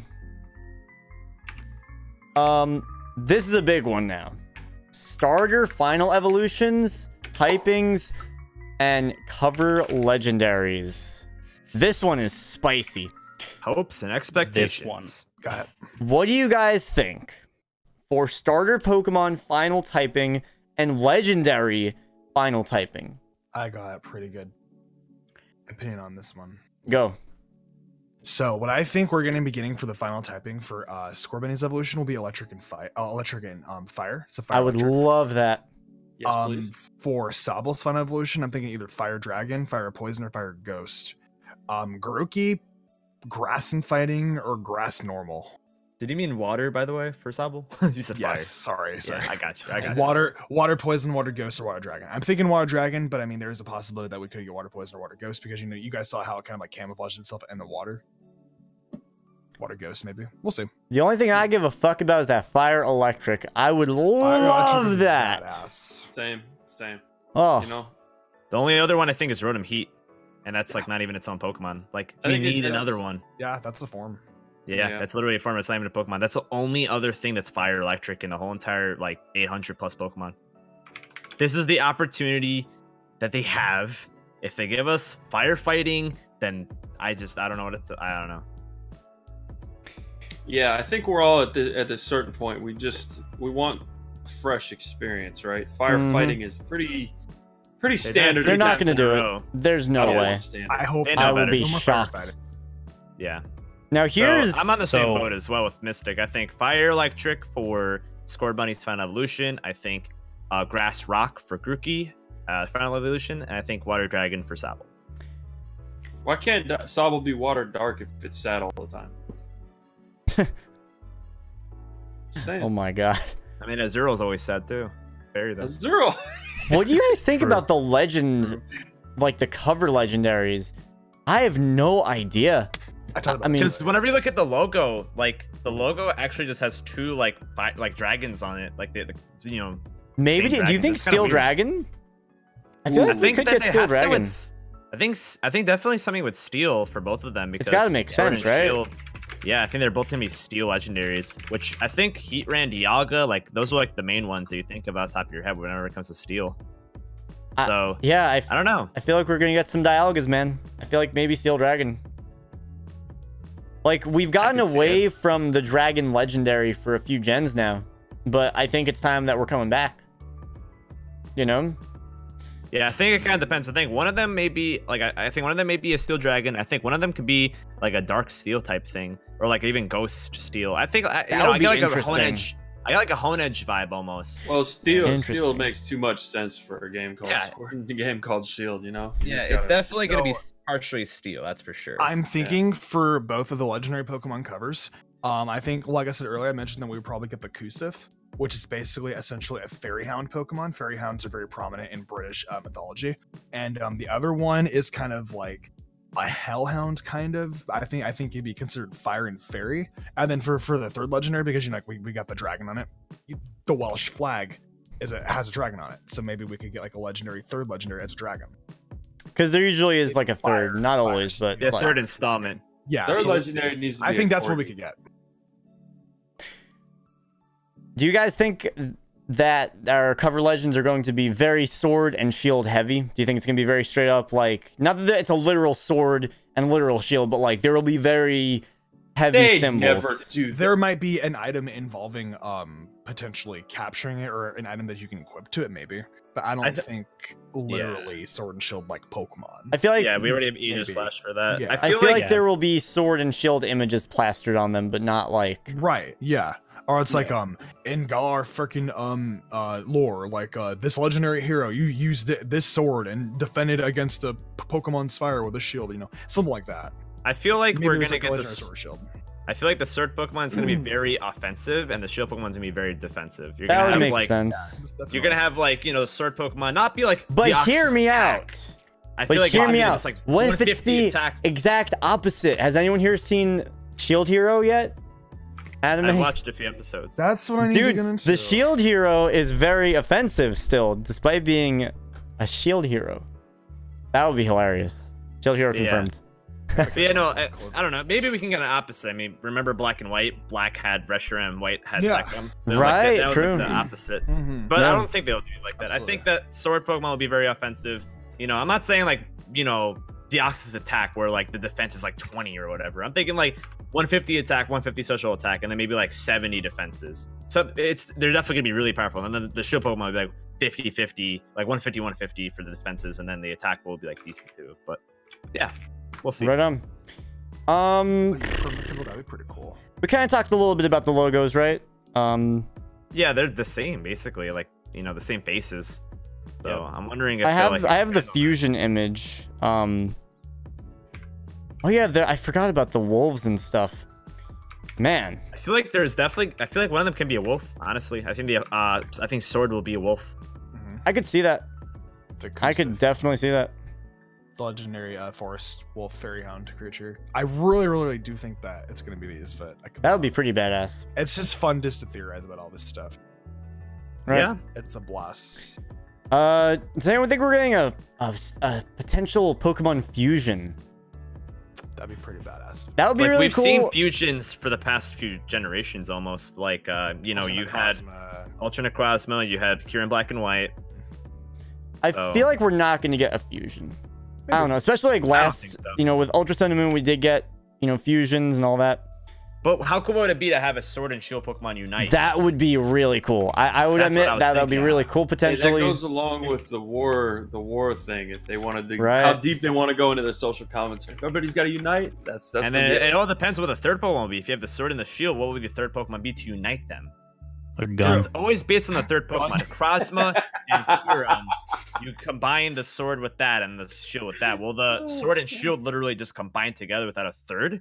But Like they a- don't have. The police officers are the only people that have guns mostly in England, though. Aren't That's they called actually constables from what I can remember? Nah, I don't they remember the should name. make another game in America and Yeah. call it Pokemon But that's Gun, actually right? the thing. Like they don't have shooting ranges. They don't have America type stuff. Like it's a thing. So Yeah, we're all Pokemon Gun would be a very American game. yeah. But yeah.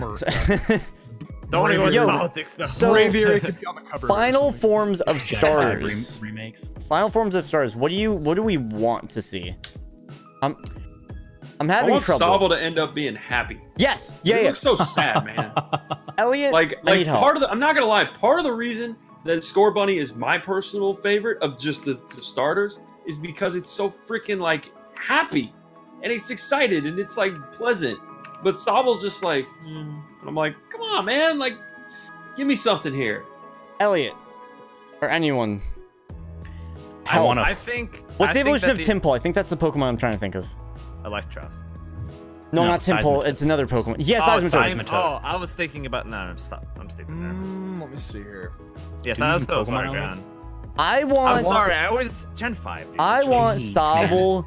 Sobble's evolution to be chilling like a Seismitoad. I want it to be kind of like Water. I want it to be happy. like a combination of like the kind of chill vibe of a Seismitoad, but the slickness of a Greninja. I Y'all feel get like what I'm it'll going be at? fine. I don't know. I don't think it'll be sad anymore. That's just the first form. I just want him to be happy, man. He'll be Just want him fine. to happy. He'll be really It's cool. just- I think he's gonna be a water dragon. I want him to be It's chilling. gonna I be a think he's water gonna be- dragon. I think he's That's gonna be a water super dragon cynical. chameleon. That's what I think he's gonna be, a water dragon. That would be chameleon. so awesome. Oh my god, I'm excited to That's- see these stars. That's Holy what I'm saying. Like shnikes. I've been saying Sobble has the best potential for a final form since they first saw it. I think it will be really cool, and then I think that Oh, I want these Scorbunny is games gonna- to come out. and I hope Grookey okay. doesn't wind up looking like.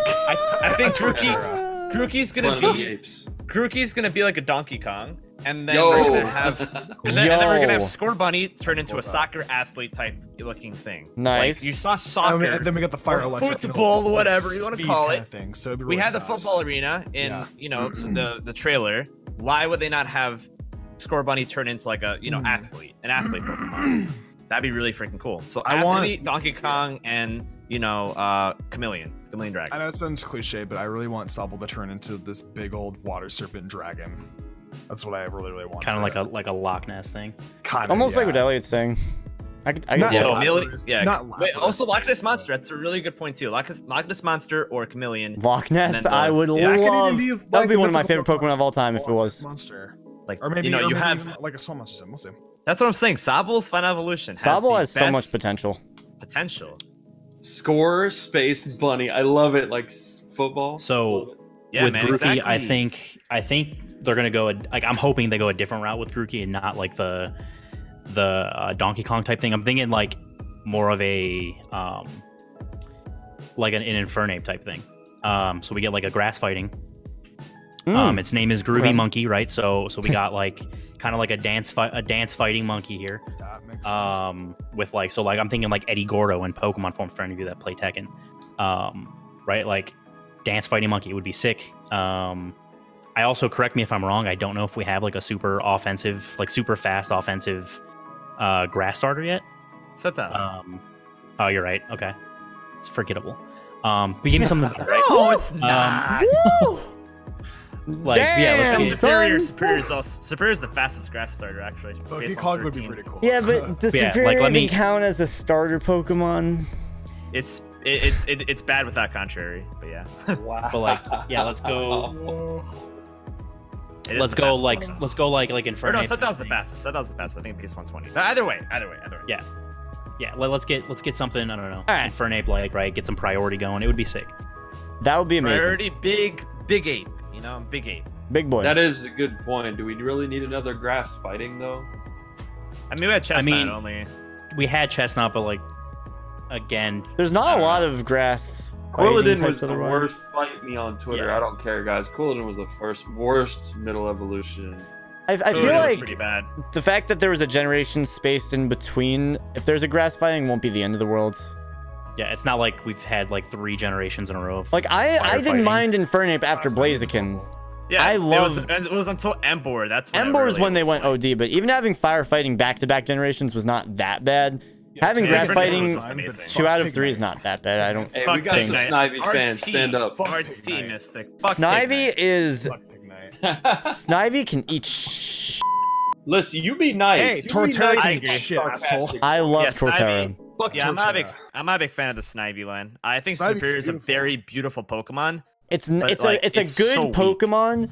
It's not a good starter Pokemon. I do not love Superior as a starter for the same reasons why I don't It's like horrible. Gudra See, I have as the a same pseudo opinion legendary. with Chikorita. No, but here's the thing Chikorita's with Gudra. adorable, but it's- Gudra actually can I love hit. Torterra. Superior is horrible in every way aside from having contrary to its hidden ability. Without contrary, it's the worst starter. Damn, dude. Tell me otherwise. It's so bad.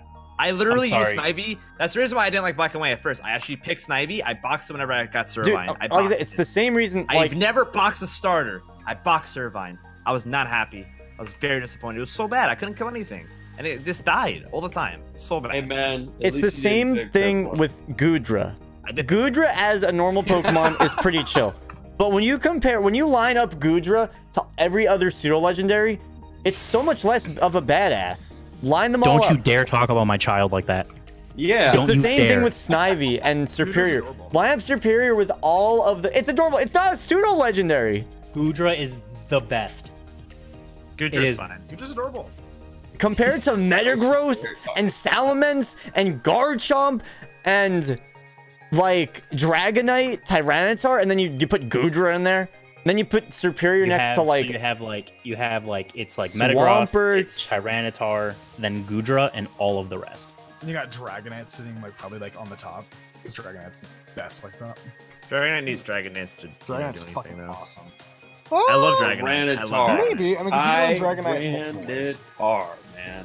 Tyranitar's a beast. Can we? I feel multi-skill One- definitely plays a big role, but One thing that I hope we get, I don't know if we talked like, can we get like a legitimate physical attacking dragon move? Can we have like Ooh. physical Yeah. attacking More dragons than be Aside from more Outrage. relevant than like Outrage Outrage, which Dragon is Claw, yeah, Thrash and Give me something better Okay, than Dragon yeah. Claw that's not like Outrage.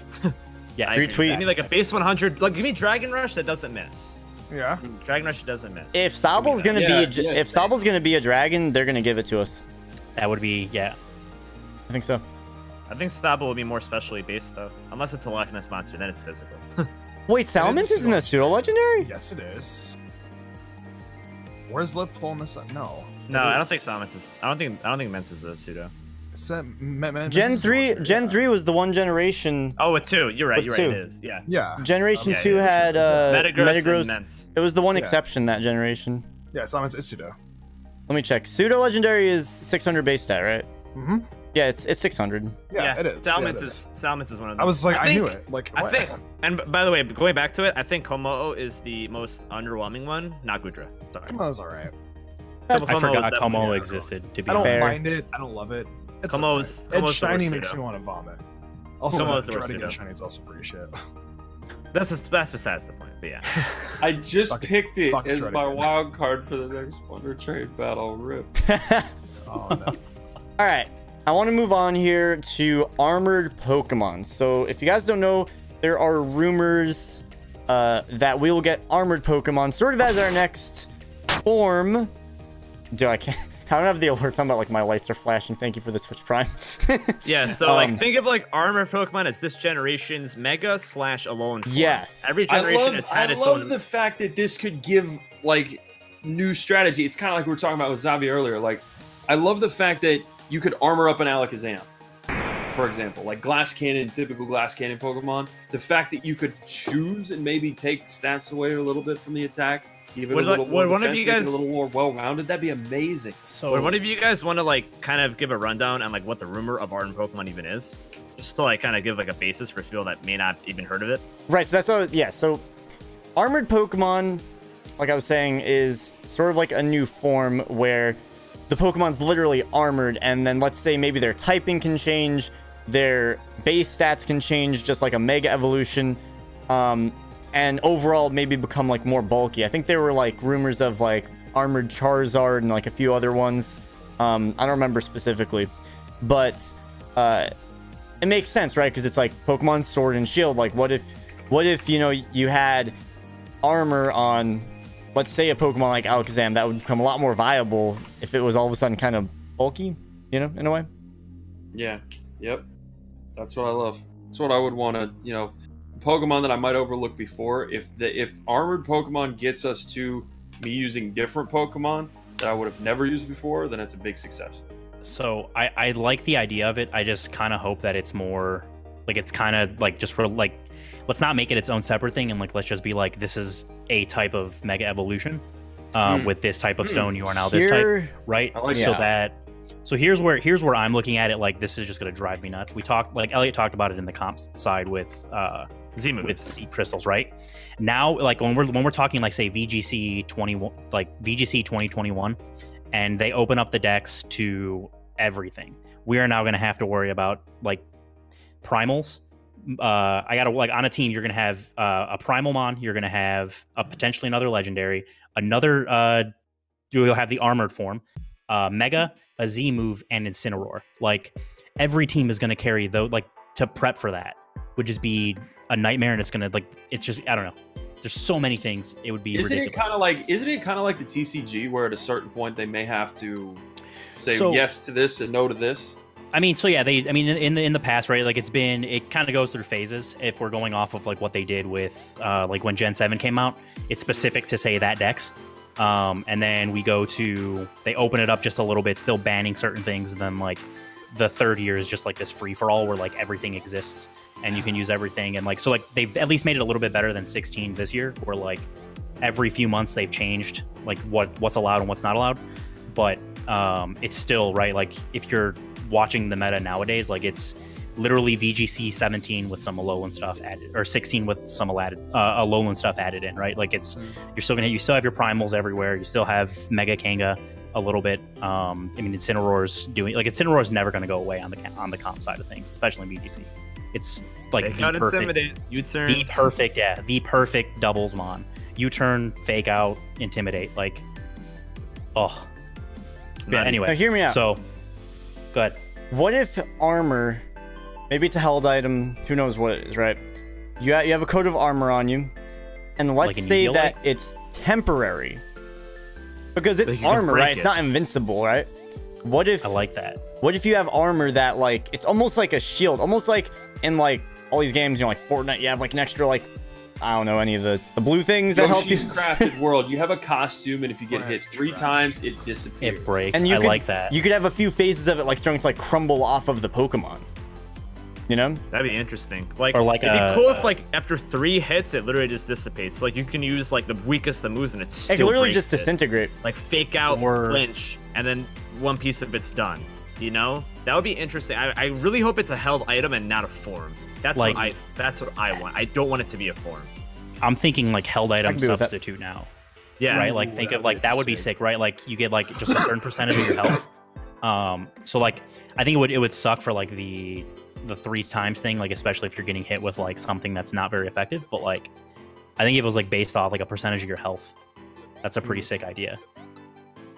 Right. You guys are changing my mind on everything. I like it. Yeah, no, I mean that's why That's I what's wanted all to about. see it. Yeah, that's like I heard about the armor thing, and I'm like, I want to see what they think too. So that's why I put it on there. It's worth discussing about rumors if we know nothing about it. And Yeah, even that's like the thing. It's got to be balanced too. or That's like the tough part. the sword side of it, right? Like what if you have a the way to break like this like held item is to you hit Have a something sword like not very form. effective a few times. Yeah, your sword form. You go and you attack. You knock right, out like- a shield in 1 hit instead of 3 hits. Yeah. But yeah, Exactly. but also like there's the negative side of it, right? Like you lose your sword item if you hit something that's not very effective, right? Like you go with a normal attack on a steel type, double slap, and like you end up just shattering your sword. Like I think that could be cool. Can't Interesting. substitute the armor. Interesting, very very interesting. Like I feel like I kind of like don't know what I really expect now. Like, will it be a form? Will it be a held item? How will it work? Very like, interesting. That makes me more intrigued because like For before sure. this discussion, I was actually thinking I don't want anything like this to happen, and now it's like, Yeah. what if it does happen, but they make it like work? That would be cool. Like endless possibilities. I want to know more. You know. Now, this is a big thing that's been speculated for our next topic. New evolutions. So, you guys know we haven't had new evolution since Gen 6 with Sylveon. Before that was Gen 4, Glaceon, Leafeon. Before that, Gen 2. Are we going to have this pattern continue of even generations equals new Absolutely. evolutions? Yes. Oh, I see my Mystic Umbreon wanting to talk about this. Mystic, you look excited. What would you like to say? He's an evolution himself. Well, It's true. I have an evolution theory in Generation 8 that I think is absolutely 100% correct. So I'm just gonna link that in chat. Like the confidence. Let's hear it. So basically, with my Is it on Twitter? My I will link Put on it Twitter, to I could pop it on the... If you put it on Twitter, I could pop it on stream. Yeah, post like in the DM. In the... Yeah. Bam. I'm very very confident about it. Oh, You hey! know what? I'm gonna like, comment. This is a video from Mystic Umbreon. And he has merch on Whoa. sale. Whoa! Wow, you guys should totally go check out his merch. Pick up your evolution family T-shirt today, guys! Exclamation point! Oh, I forgot. This is my chat. Do you have a picture of potential Dragon Boy? Here we go.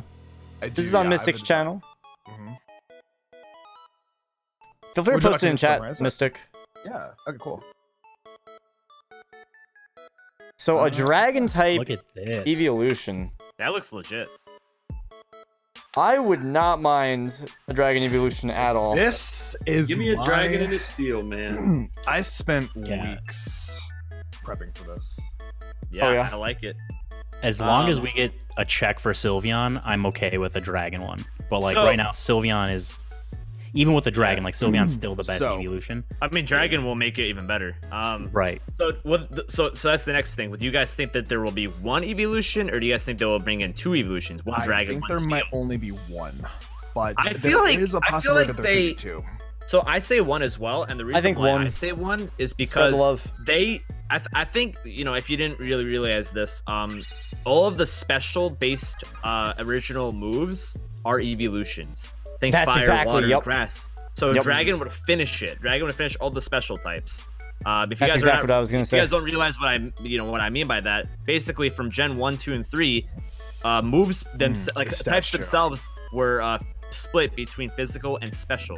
So Mm-hmm. fire, water, grass, all evolution types Yo. are special. So we go Dragon back? would actually finish that complete line. Actually, So Do you think after that here- we'll never get a new one then? no, I think we will, but I feel like it'd Absolutely. be very fitting to give us a Dragon one with no other one right now to finish the line at least. Or I mean, they can give us two and give us steel. I So- think we're only gonna get one. It's me. I Dragon. got some really interesting lore behind this, right?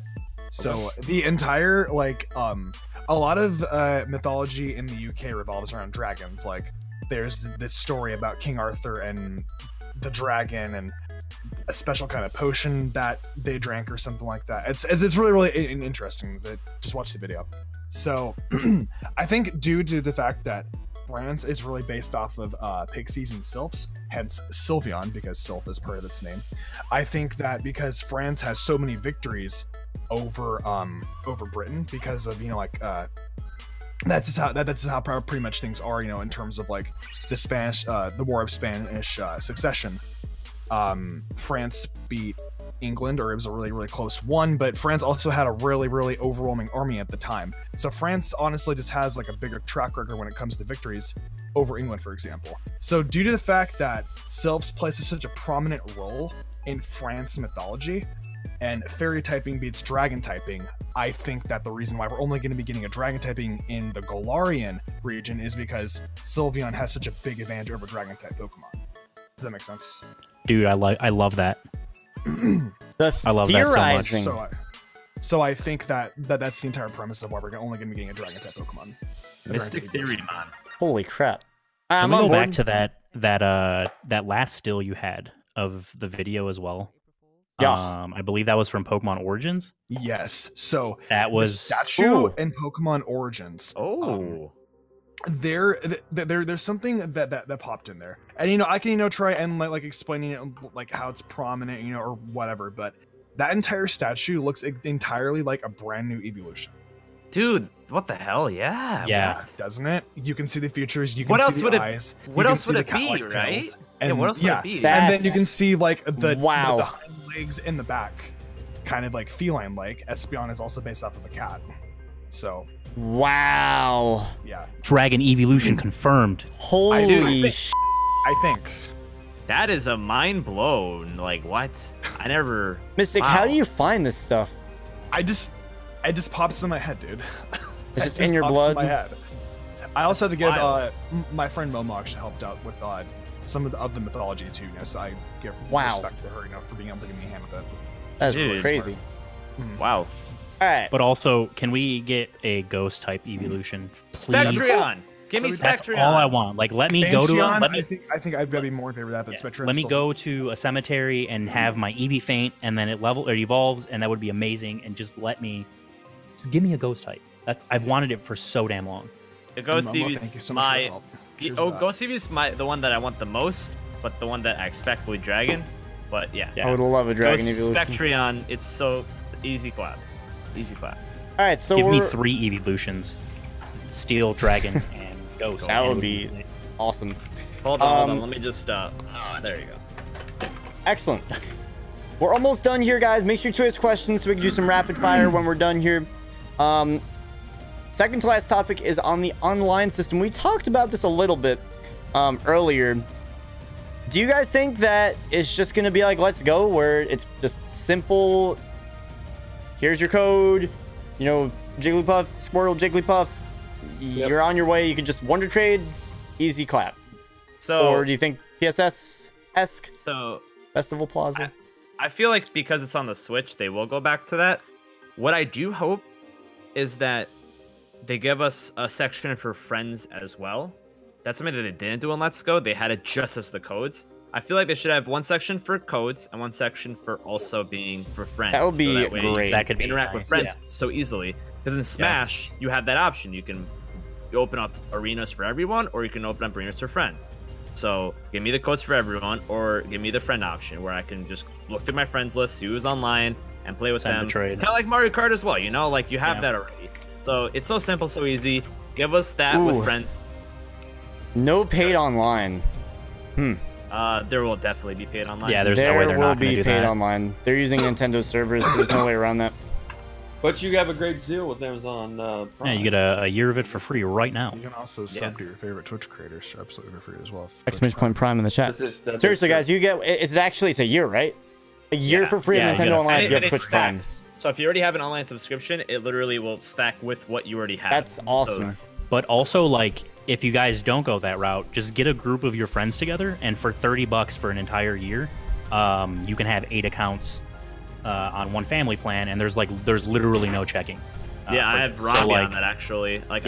We literally will pay like $7, maybe even less. It's easy. Yep. For the entire year, and you have your stuff. So like, yeah, just go in with your friends.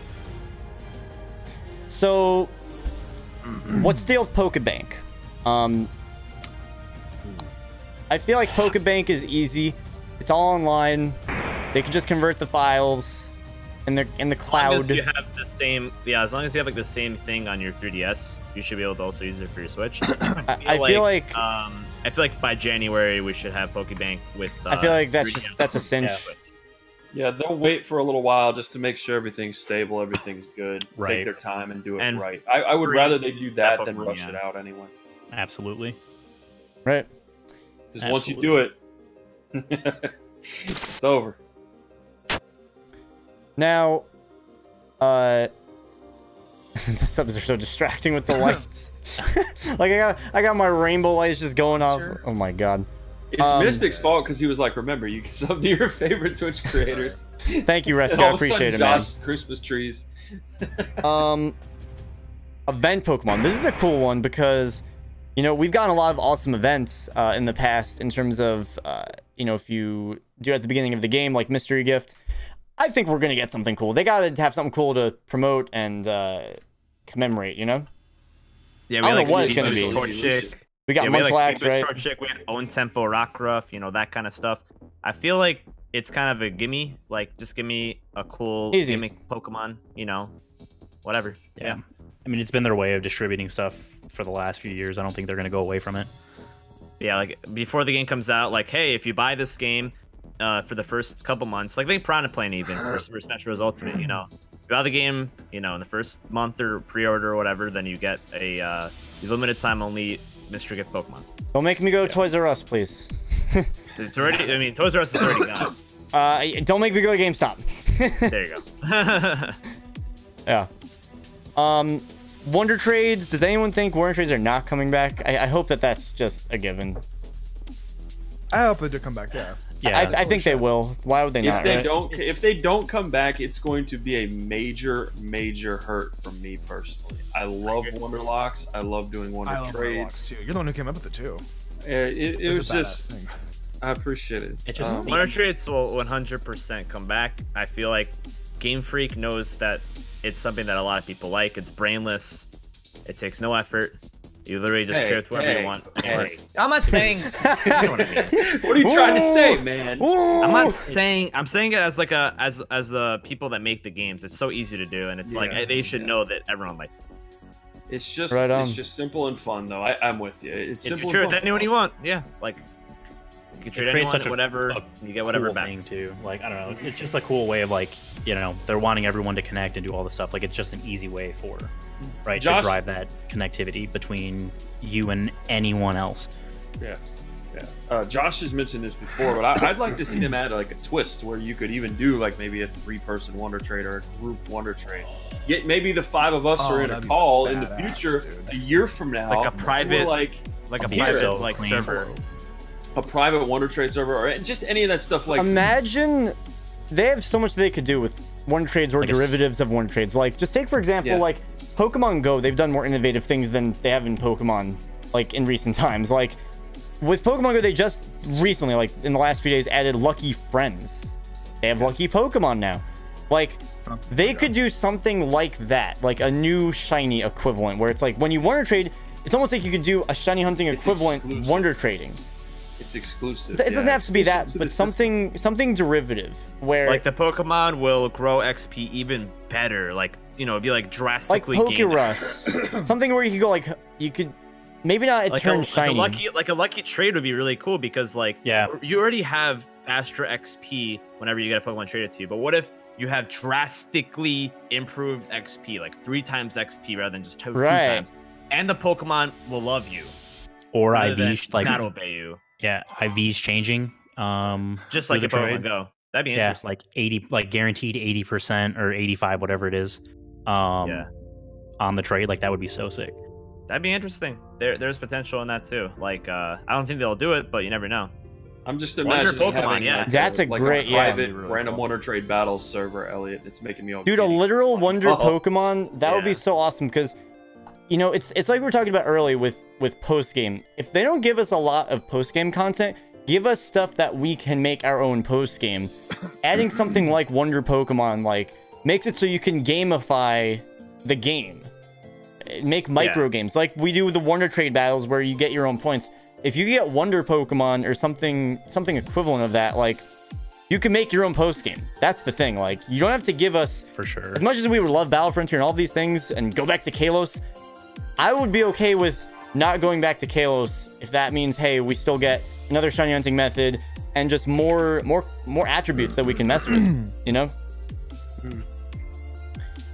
Yeah, shiny hunting and wonder trades are my two biggest things because they've all been, you know, we're all going to play through these games several times as content creators. So there's got to be something to bring it fresh. Right. Yeah, it's something that we could do after we beat the game. It's something that we could do with friends. So something that you could do with friends, such as even like trading Pokemon, again, like Wonder Pokemon or whatever the case may be, would be pretty cool. Like an extra thing that we can do with ourselves, like rather than more just attributes giving us... is a good thing. Yeah, I don't want it to be a stretch to be able to involve our chat or our communities in the games. I guess that's the big thing for me. That's probably the overarching thing. I don't want it to be a stretch to be able to hang out with my friends on a stream and have them be able to be involved. And that's the thing, because that's not just good for us as content creators, but that's good for Pokemon as a franchise, because we've seen them promote the heck out of that as a big value proposition of Pokemon Go is go out, go do this with your friends. And they got people to hang out with each other IRL. And if what more do you want? And They did a really good job with that aspect. the good thing with, if you make a feature for Pokemon Sword and Shield that's good for content creators, automatically that's good for playing with a group of friends. Like, you could do any of these things, you know, like 10-year-olds just like playing with like a group of like 4 or 5 people after like a day of school. So it's not just a solo game, but you can do more things with each other. And that's something they have promoted the heck out of that with Pokemon Go. And I would love to see them do that more. Like, Wonder Trades is a big step in the right direction for that, you know? Building bonds between different people. If people do it at the same time, the mission, the scavenger hunt, to find the other person on the other side. Like research tasks and all of that. Imagine getting research tasks in Pokemon Sword and Shield. Oh, that'd be so lit. Like imagine doing a research task every day on stream, and then you go and do your normal stream. Like, you literally just go to like the professor's lab, and he's like, "Here's my research task for you," and then you can get like a cool Pokemon from him each and every day. Well, there's that, and then like the idea that they can do like event-driven stuff based off of that, right? So like the Zera Aura event that occurs, right? Like, you have to do all these tasks, then like boom, like that's a new way of them distributing all of the mythicals that they have like a bot set up. Not events like, have like sucked. A typical idea, but like you know, rather than something where rather it's than like Nintendo time-based exclusive events. Yeah, exactly. Imagine getting a research task every day, and it's just like research in Pokemon Go, where you get increased shiny odds. It's like, go do this, and I'll give you a Pokemon. And then, like, it's not like you shiny hunt 200 Pokemon and hope that you get one shiny. You get one Pokemon, and you have good odds on that one for the day. You know? That'd be really cool. That would be really awesome. I feel like it's better than the time-based events where it's like, herder, just go to the Pokemon Center and we'll give you it. Like, no, how about you go out of your way to do this? It's still time-based, but you still have to do things for it. Like, don't we all miss the times whenever, like, back in Gen 4, you'd be given this super cool event where you have to go to this area. Like, who didn't love that? That is one of the reasons. One Dialga Palkia. That is one of the reasons why I love Gen 4. Gen 4 has the best events, bar none.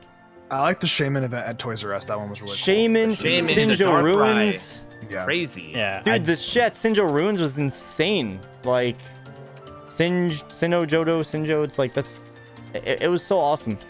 And not a lot of people got to see it because it was so like niche and so time-based. Right. Know? But like, you know, I would so much rather have that than be like, oh, go to the Pokemon Center. Oh, here's a Pokemon. It's like, now that it's gotten more lazy over time, whenever it should be getting more innovative as we go. Now that they have, you know, online functionality, they can literally add this into the game as a DLC type thing even. Or even be like, hey, this wasn't originally in the game, but if you update your game, it can be part of the game. And instead of going that route, they're going the more, just get this and it's in your decks now. It's like, type this code in, so much less innovative. It's so much less exciting. If anything, it should be getting more innovative, more exciting, and stuff like that. Right. Yeah. All right. So I want to move on to the last topic. This is not going to be our final discussion because you guys can tweet questions at us. You guys know we haven't been talking with chat a whole lot since we've been just talking amongst each other. We've been talking to you guys in chat via text, But if you guys want us to talk to you on stream, the best way to do that is by tweeting questions asked. This is pretty much like your last opportunity to do that. In the upper right, you could see tweet us questions at Elite4TV and use the hashtag IAP. Do that and we will answer your questions collectively. It'll be somewhat rapid fire. If anybody uses the one that Xavi has, I'm still gonna answer the question. I just want you to know. That's actually the priority one. That'll get you higher on the queue. I love it. Oh my god. So the final topic for today, aside from the Q&A, is hopes for future directs, news, core leaks, the information stream coming into us, and how much do we want to know. And if I'm being honest, I feel like above all else, this is probably in like the top 3 most important things for me for this entire game. I do not want everything to be revealed before the game, because that drastically decreases the amount of time that the game lasts. If they didn't give us everything for Ultra, or especially if they didn't give everything to us for Sun and Moon, that curve would have lasted so much longer. It does not matter how awesome Rainbow Rocket or this or that or whatever is, if they tell us everything in advance. I don't want to know about every mega evolution. I don't want to know about every cutscene or every character or this or that. I want to discover it. And not for nothing, it sucks that people, you know, there are a lot of people that don't want spoilers, and that's totally fine, but it sucks that, you know, you actually have to be careful watching trailers because of how much they reveal. If you want to be spoiler free, you almost can't watch the trailers because of how much they've revealed also in the past. Twitter. Yeah, disconnect your internet, maybe. That's about it. I have a Twitter addiction, and it's very bad. So I wish that they would not give everything. Yeah. So is there anybody here that doesn't mind being shown everything in advance? Like those that love seeing everything, that love covering it in videos. Like, is there anybody as here as a personal player? No. As a personal player, I don't care. But as someone who cares about the community and the longevity of a game, I do care. You know? I do care too. Yeah, I just know some people in the community that love to cover news so much to the point where they actually. I would cover it. I would cover any trailer still. But like, there's some people that like obsess over it. That's like their niche. Like that's like what they love. News is nice and all, but I feel like the speculation aspect of not knowing anything is definitely better. I think it's way better for the community to not know as much. I feel like what I want to know at this point is like, okay, give me a little bit more gameplay. Give me the Rattata of this generation. Give me the Pidgey of this generation. Give me the cover legendaries. And give me the middle evolution of the stars. Not final even the evolutions are really nice as well. I don't want to see final though. I don't. I want to see middle at most. Interesting. And then give me from there. Okay. Those are the things I want to see. Other than that, I don't want to see anything else. Maybe even give me like diversion exclusives. Like give me the Jumper and Turnator. Like, you know, like give me that. Other than those things that I just specified, I don't want to see anything else. Personal. Like, I'm okay with them releasing information as long as it's not the stuff that is in leaks, right? So we have, like, especially right now, we're in that time where like literally everything is just getting dumped on everyone. And like the whole game is going to be spoiled with some fake stuff, with some not real stuff. Just literally don't go into any of the information that's fake and let that all be speculation. Whether it's the evolutions of the starters, whether that's, you know, like Elliot said, right? Like give us like some of the exclusives, the legendaries, that kind of stuff. Like just a little sprinkle of it, but don't give me what the end game is going to be. Don't go into the fact that there could be Galar forms, right? Like this is a leak, whatever. Like if you think back to like the original leaks that dropped when they were talking about the Alolan forms, right? There was like a list of like maybe 20 different mons that were all supposed to be on there, like Water Arcanine and the potential for a Psychic Butterfree. Like I was super excited for the pink one to come back. Like please do something with that Pokemon. But you know what I mean? Like they had all these. There was like 30 different mons that were leaked, and then you know we ended up getting like 3 or 4 of them confirmed. Just don't touch that, right? Let that be a thing that either comes true or it doesn't come true. I'd be really into that. It builds hype. It builds that excitement without us, because I mean we're already going to do it ourselves. But yeah, like don't just here's what the game is, and then 3 months into the game it's boring and we've run through everything. You know. You know what I think? Something as well. Yeah, good. Sorry, it's only very, very brief, but here are the Pokemon that we did not know about before Sun and Moon came out. Alolan Geodude, Trumbeak, Meridian Toxapex, Dewpider Araquanid, Delmise, Salazzle, Shiinotic, Crabominable, Golisopod, Cosmo, and Marshadow. Everything else we knew about. That's like 10 different Pokemon that we did not know about. That's Everything really else we knew about. ugly. Are those the ones that got revealed in the data mine? No, these are the Pokemon that were not shown in any of the trailers. The rest were all shown. Oof. Yeah, the Alolan Geodude we didn't know about. A data miner, actually. We know about every single Alolan Alolan form. Geodude. We know about every. I know data miners knew about it, but we didn't. But like I'm talking like trailers showed everything. Officially released I'm information. talking about trailers. Officially shown things. Only 10 Pokemon were not shown in trailers. Everything else was shown. That's crazy. You know what I think struck a good balance? That's insane. I think X and Y struck a good balance. Yeah. And then Oras got slightly worse. Oras released a little you had more. a demo too. I remember when the Do you guys think we're getting a Sword and Shield demo? I don't know. I was actually going to ask that. So They shouldn't. They shouldn't. I don't. because then people are going to be able to data mine. It's gonna get data mines. They need to scrub. I mean, if they're gonna do a demo, they need to scrub the freaking game. They don't That would scrub be- it. Scrub it. That's not that hard to do. yeah, that was the case the of Game Freak being lazy. that was the big mistake with the Sun and Moon one, right? Like they left literally everything in that demo. That's insane. I think they And Oras. Yeah. yeah. Please no. No demo because you're only gonna get people are only gonna see more of it than not. Yeah, Yeah, for sure. right on. How often do you guys think we should get news? Like, you know, directs, you Maybe know, every month. Koro. Every I think every couple months. Every couple months. Just keep it fresh in my mind. That's all I really ask. You don't have to give me anything major every time. Give me a little. Every give me a couple little of months gives me it reminds me of the game. It gives a little bit of it gives a little bit of juice every couple or every couple months. And Remind that people way that we it don't exists, get that's all. to know much about it. If we get every month, I feel like we're gonna know too much. If we get every couple months, then it gives us a little That's sprinkle fair. every time. And you know, there's also Koro leaks and stuff like that as well. Yeah, Koro- Koro and I- trailer. That's the leaks. thing. You know, because like they're actual like reveals. Yeah. So I think they just gotta spread it out. Yeah. Every couple months. All right. If we get every month, then we're gonna know everything. So Koro leaks, dude. I think with that, we are pretty well set to move on to the final segment of the stream, which is answering you guys and your questions to us. So I think Elliot has it pulled up. 2 months, yeah. So Elliot, if you want to, moderate this segment, if you guys don't want to tweet us, this is like your very last chance. At Elite4TV using hashtag IP, and we will answer your guys' questions as a collective. Yes. H to it. So the first question was from TechnoDragon561. They asked, "What are your predictions to what the legendary Pokemon will be?" We already kind of answered that. So yeah, a lot of these may be answered already, so we'll just kind of acknowledge that you tweeted it, and then we'll just kind of We'll give you a very answer. brief rundown. I think Mystic had like the most in-depth answer for this. Yeah, if you want to say it, you can. Yeah, I guess so. I think they're gonna be based off of fairy hounds. Fairy hounds are very prominent in British mythology, and this Momo, what was it? The Sis, whatever it was called. It was like the guardian of like the forest thing. It was like a wolf, and then like the hellhound, fairy hound. And then the legendary Pokemon, the third one would be the Welsh dragon on the flag, fire dragon or Kusith. There we go. Thank The you. Kusith, yes. Yeah, I was sure if the name of it. Booyah. Okay, so we're gonna go to the next question. Yes, sir. Okay, so this one's from Jin Paragon.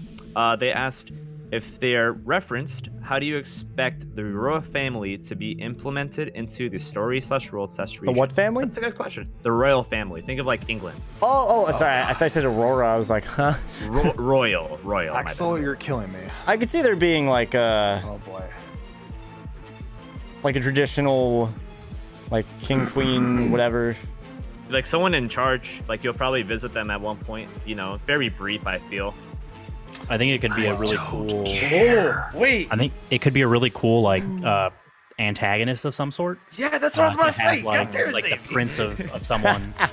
Dude, how cool would that be? Yeah. Like they're like the ruler, and they're like trying to act all good. Like I think of like a Lysander that's a lot. Oh, less obvious. oh my god, that would be so great. Like a complete Swiss. It's like they seem all good, and then out of nowhere they're actually working with the evil team. That would be crazy. Dude, it could be like me and Xavier were literally on point. Dude, with and then that. you could be like part of a coup, like taking like like trying to make it all implode, like working from the inside out. Yeah, nah. King and Queen, man, like they are secretly not the best people. And then you have to stage a coup. Yeah. Imagine that. A coup d'etat. Yeah. Yeah. Yeah. The Uchiha family all over again. Pokemon. Oh my god. Oh, Interesting. now I'm gonna be upset because this is not gonna be in the game. It is not, but it'd be cool. Yeah. Yeah. All right. You guys want to make a fan game? Dude, it's time. Dude, we could. We oh my god. literally. I'm so happy we did this. We literally just brought up so many. Cool We could things make I our own didn't Pokemon game now. I mean, hey, Dave, you're like a programmer, right? We could do it. Yeah, let's. JVP, you're in game get it going. Let's do this. I mean, we have two people. If I could hire Zabby to get this in here, maybe we get it started. So Oh, that'd be two-person really cool. development studio. Yeah. Got this. Coming 2024 release. Yeah. Watch it, Game Freak. We're gonna cease and desist. Yeah. We just won't call it Right. Pokemon. It's fine. Yeah. All right. I think we're good for the next question, though. Thank you, Jin, for that question. And Shadow Dragon for the question as well. Next question we have from Momo History 729. They asked, "Do you guys also want dual type Pokemon moves like Flying Press?" See, that's cool. I don't I feel like care. they shouldn't. I feel like they shouldn't overkill it, but they should It's definitely. too complicated for me to calculate. That's fair. I feel like they should, make it specific for like one Pokemon. Like Hawlucha being Flying Press was cool, and it was also in the anime, so it makes sense. Ash, if one of Ash's Pokemon, has a specific move, I feel like having sure. like one or two more of those this gen would be cool, but not more than like 5. yeah, one or two like signature moves. Yeah, I'm cool with that. Anyone else have a different opinion? Nope. I agree. All right. This one is from Chaos Otter, aka Arc. They asked, thoughts on the use of the Sun and Moon models in Sword and Shield being an argument for Mons following you. Because they have walking animations for the first 809 Pokemon already. We only need animations for new Mons, and let's go let you choose a Mon to follow or not. My take is that they can make it work. You Try it know, out. I feel like They could make it here's work. the thing. Yeah. If they But could will make they? it work, then they would. I feel like there's some technical reason why, or there's some important reason why, if they have the models there and they could do it, then they would do it, right? Yeah. I feel like So- there's some plausible reason. They could do it, but I feel like there's a reason why they're not. Well, to be fair, we don't know if they're not. They are or aren't yet, right? We have like a very small We teaser. got a little small teaser, yeah. That's the first one. In a couple months they could just drop that as a thing. They always say, game is not, in fully done yet. Right, You true. know, Right. Don't take everything you see for what it is. So. Yeah, a lot of people make that mistake, and trust me, you work on a game very close to it actually being released. Never. Yeah, it's like seeing a Lapras and then be like, are we gonna get a loan form of this? Whenever we saw Sun and Moon, and we didn't get it, but you should still not you should still not completely doubt that we will get something just because you see it differently in the trailer. You never know. Yeah, you can turn it off. It's not the final good point product. that Kieran made in the chat. That's a good point. Turn it on or off. So they could just have been going through with the turn off. We Let don't it know. turn off, But, right. It's a good point. It's a good There's question. potential. There's definitely potential. Excellent. Thank you I for the don't question. think so, though. Yeah, thank you, Yeah. Ark. Next question was also from Techno Dragon. A little off of topic, but could you see Pokemon having their characters being voiced in future generations, like protagonists? I'm guessing. I Yeah. would say no. I don't think. I say yes. I don't. Wait, I think what, with Team what do they Rocket mean by that? again. They said, could you see Pokemon having their characters being voiced in future generations? So think I guess they mean like anyone. I think antagonists maybe, protagonists never. Yeah, I still can don't see understand. Wait, like voice, like a Yeah, like voice acting. think like status. think legit final Oh, like legit, like actually like being like there's like an audio file to Voice. go with it. Got voice in future. Yeah, voice. Yeah. No, Why not?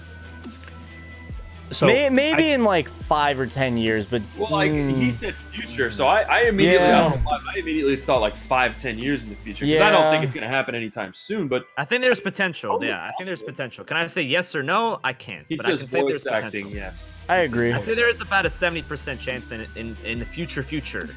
Not in the future, but the future. Yeah, like 10 years from now. Future. Does anybody disagree and say no, never? So I don't want any voice acting. here's where here's I guess I Mystic, if you want to build on that. but I have a thought on that as well. We're like, so I could see fully voiced like NPCs and everything like that, but if we're playing, like we're doing this as a role-playing game, and you see it in a lot of things like Fallout and Sky. Well, I guess Fallout 4 kind of changed that, right? But you have, and I mean, if you look at like even that, right? In Fallout 4, a lot of people got really upset that the protagonist had a voice because it takes you out of that role-playing thing, right? Like you have this where you're in control of everything. You're role-playing as this person, so I could see like everyone else being voiced. But leaving that NPC to be you're the one who's controlling that, right? Like you have full control. Exactly.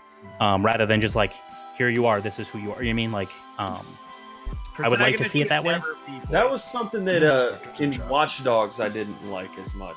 You know, you had this neutered character that was voiced, and you didn't feel a connection to him. That was one of the biggest criticisms of that game.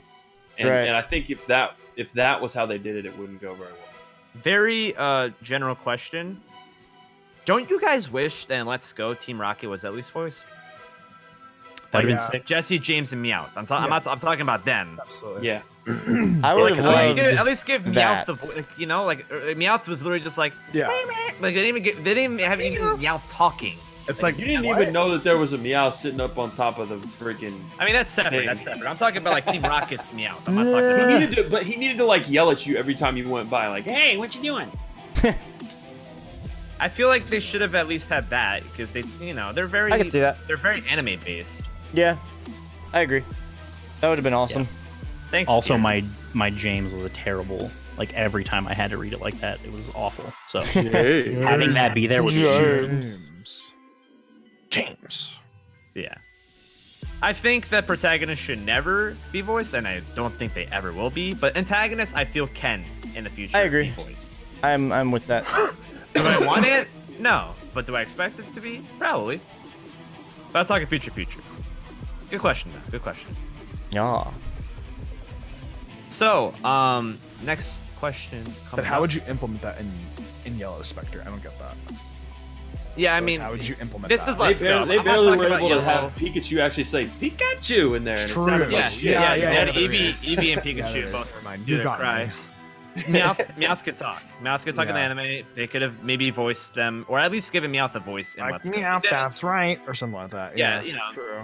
It's Team Rocket's Jesse, James, and Meowth. They're based on the anime. They're not really based on the games themselves. Yellow was made after the anime. They weren't in blue or red, so that's my argument to that.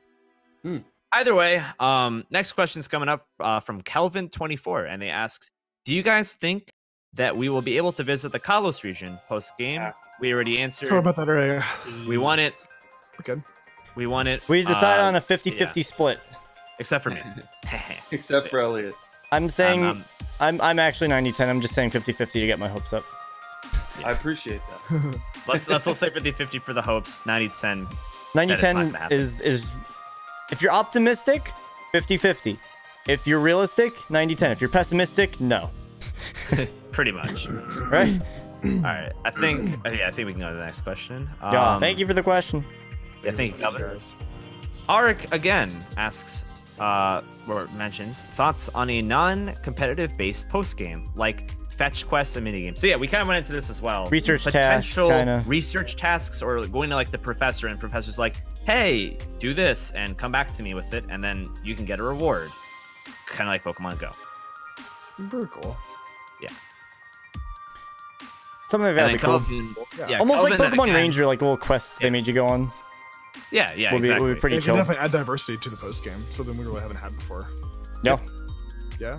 I wouldn't mind it being like, hey, go catch 4 fire types and you get something cool every day. Yeah, that's exactly what I was gonna say. Like, if you find like 10 Dratinis and they have like a 10% rate, get this really awesome reward for all your hard Give me like a Dragonite, Give me like that's the best part of that keeps me coming back to go sometimes. It'd be a really cool post game thing, and like they have the opportunity to do that, and they have online. So like if they make you have online, then it's like they can easily give you like online quests. Yep. Each and every day. Online cooperative tasks. Yeah, that's what I'm saying. That'd be so cool. Oh yeah, we could totally do that with something like that, man. I am sold. Man, it's crazy how much that they can do. God damn, they just need to do this stuff. Yeah. Stop being lazy. I feel like give I'm like so one or much. two I people. feel like we're so much more creative than Game Freak sometimes. Give like one or two people that work at Game Splash. Freak. Give like one or two people from Game Freak to like work on like quests. You know, like you literally can, you know, have specific people work on specific parts of the game. Like Robbie, for example, you know, he works with my team on 2K. You know, just an example. That's a part of the game. They can literally designate people. Allocate. Game Freak, I'll quit my job and just take that on if you really want to. Well, I'll take it. Slide my DMs. I'll be your story guy. Hire me. Hashtag hire Xavi.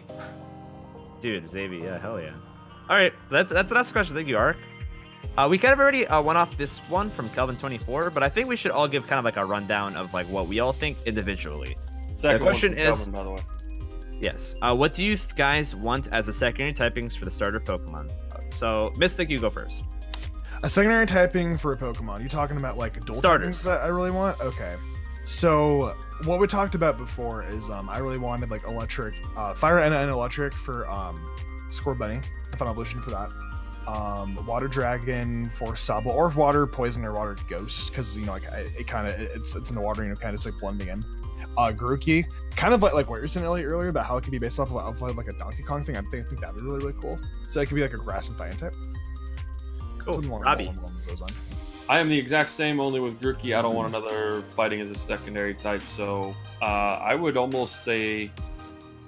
say like even grass and rock or grass and ground would just be interesting to me, even though it might be super weak. Torterra. Just something different. Something different. Cool. Hey, and you know how Torterra performs, so Shut maybe up. not. Yeah, Joe. Fire Electric, Water Dragon, Donkey Kong Boy. What's the Donkey Kong Boy though? Grass fighting. Don't care if it's Donkey Kong. That's all that matters. Okay, fair. Baby. Man, he could be Grass Psychic with floating bongos. I don't care. And I got That'd be lit though. that job, Chief. What was that? Brawl's oh, Bug. literally Brawl's Group Final for that job, Smash. Chief. Yeah, exactly. That's what I'm saying. Brawl's Final Smash, man. You hit the bongos and the waves come out. The typing is less important to me than the design. That's just I'm that guy. Fair enough. Xavier. All right, I want grass fighting, Eddie Gordo, Monkey Mon. That would be sick. Water Dragon for sure. And then on the fire side, I'm honestly fire electric would be so cool. But I could also see them going like a different route with like maybe steel or something to give us just like something a little bit different. But yeah, electric or steel on that front. And then like maybe for like Grookey, like I already mentioned fire or grass fighting, but like rock would be sick, I think. Grass rock would be a lit starting type. So I will. So yeah, for me, I'm gonna mention what I want and what I expect, or if they both work out, you know, whatever. So for Score Bunny, I want Fire Electric. With the three I expect, Fire Electric being one of them, Fire Steel being another, and Fire Fighting being another. Those are the three that are possibilities. I want Fire Electric the most though. For Grookey's final evolution, I think I want fire. I want grass and rock. What I expect are grass rock, grass ground, or grass fighting. I want grass rock the most though. All that I am saying is make Sobble a water dragon Loch Ness monster, and my life will be made. Chameleon would be cool. Chameleon, Loch Ness monster would be an absolute badass. So much, yes. I want Chameleon the most, but Loch Ness Monster would be amazing as well. Well, you're oatmeal, so it's okay. I mean, we could have a chameleon-esque Loch Ness You're monster right. size. We can make it happen. Everything start. is a possibility. And that's kind of what I wanted to with the Water Dragon. And then I'm with it. And then for so and then for Grookey, like grass rock is what I want most, and then it could also be grass fighting, grass rock, or grass ground. Give me Donkey Kong. Give me Donkey Kong. DK. Thank you for the question. Okay, next question. Would you like to see O Powers return or something similar to the Roto Powers? Huh. I think that Indifferent. for hatching, I am indifferent. I think that for hatching it'd be cool. For certain things like that, it's helpful. For PP restoring, it's cool. Give me Kind O of Powers. a nice back. bonus for Nuzlocks. Indoor speed runs. I always don't felt like cheap though. I always felt I cheap. don't like it for Nuzlocks. I like it for casual playthroughs. I think if there's an option to turn on and off, I think that'd be cool. Yeah, I mean, You they just don't not have use these them. O Powers. Yeah, exactly. I would like it back. Give me like hatch powers. Give me PP restore. You know, all that. Does anybody really not want them back? Yeah. I don't really mind. I mean, if That'd be cool. Yeah, I mean, you don't have I to think use all them, of us right? are Like, that's the indifferent. thing. Yeah. I think all of us are kind of different. I always like more options than less. You could just not do things. If they Right. force you to or give you like a 2-minute tutorial on it, then please no. But you know, Yeah. Like I people agree. that complain about people that complain about EXP, sure, you could just not use it. Literally it Just takes turn it 3 off. seconds to turn it off. It's so Turn it off. easy. It's so easy. It's like just turn it off. turn off the XP Yeah, share. it's Like gonna be X one and of the Y worst- is Yeah. a perfect level of challenge if you just turn off the EXP share. It really Ultra is. Sun and Moon is the perfect example of a game that's hard even with the EXP share. Yep. They did a good job with that. They really did. People It's hate a them. hard Like, game. oh my God, yeah. Ultra Sun and I- Ultra Moon is the hard. Like, turn EXP share off and like don't use it like a well-composed team of 6, and it's gonna be the hardest thing you've done. Even Like- though like you have certain final bosses with like 4 Pokemon, Yeah. it's still hard. Yeah, for sure. Cheap ass final Like boss. Guzma's Golisopod is Oh yeah, dude. really Yep. hard. Usum And is then very Pinsir- hard. Pinsir has really good moves too. It is That- so that hard. is That's it is so hard. not- Never realized it before. I know it's like not that's gonna my lie. I want to do a wedlock of it. Totem There- Araquanid was it was nightmares. Elliot, I'm so People- glad we didn't make our series a Soul Link because I would have just completely screwed you. Like it would have been bad. Man. That's one of my big cases for Ultra Sun and Moon. Sorry, Robbie. When people don't like it and this and Do that, not apologize the for having a challenge- differing opinion. That's what this is about. you're right. One of the big differences with Ultra is how much more challenging it is, which I think is awesome. And there are some people that said like it's the same game, even the Elite Four is like the same team, and I'm sitting here like they're literally completely different. And it's like I think those people talked about this, some of the story elements. Like they just swap things around. I think it's a catch-all when people say that they don't like it. They're not going to look for the detail. I think they were more disappointed of the fact that it wasn't a sequel like Black and White 2, like they wanted. And that's It's fair. more Yeah. so what they That's wanted fair. versus what they had. Yeah. right. It's an alternate Yeah. universe. They expected way more. / they wanted a game like Black and White 2 where it was a sequel. I would have preferred a sequel, but I think that for an alternate storyline, it was fine. As far as challenge mode goes, I think that's cool. But also I think just turning off the EXP share, I would love, like I said, more options is better. But also I think just being able to just turn off the EXP share and it be challenging is not the worst thing ever. Exactly. Yep. But I agree. I would not argue against. I love challenge modes and all that. So Yep. thank so you for that the was a question question. about ult powers. Thank you. Good question. We already answered about Kalos post game. I don't think we really have to go too much back into that, so I think we're gonna skip that because we already went so much into it. Yeah. So the next question is from Ian. What's your thoughts on adding a customizable Safari Zone? That's a really unique question, actually. Ooh. Honestly, I So, feel like like- that goes back to kind of what I was saying with using like a but not Safari Friend Zone Safari. Yeah. and a friend Safari. That would be sweet. The friends. Like adding, dude. Think of it like this. So like we Friend have zones. a thing. So think of it like the this. friend zone. The friend zone. The friend zone. So think of it like. I want to go to the zone. friend zone, guys. Who wants to come with me? Oh my god. So think of it like this. It's like secret bases, but way better than secret bases. Oh, You have you're a right. code- You have a code for your own Safari Zone, and you can literally send it to other people, and they can hunt in your Safari Zone. That would be so cool. Wow, we're Oh, literally that's just thinking of these things. genius. They're so fucking Game cool. Freak, why don't you do these things? Hire us. That's the thing. We're thinking of these things just by Xavier, talking. Wait, so you're a we're- programmer, right? Who We're talking. in this call? Let's go. Who in this call has the balls to send this to Pokemon Company International? Literally, like, say, like, this is not professionally done. Don't look for professionalism, but think of our ideas that we mentioned in these 3 hours. Exactly, Ian. Dude, like, that's the thing. Like, we're literally That's just talking about beautiful. these things. Bro, I can build a buildable like Safari Zone in. To make it like I an can have obstacle any course or Pokemon I something. want to. Give me You like can an app.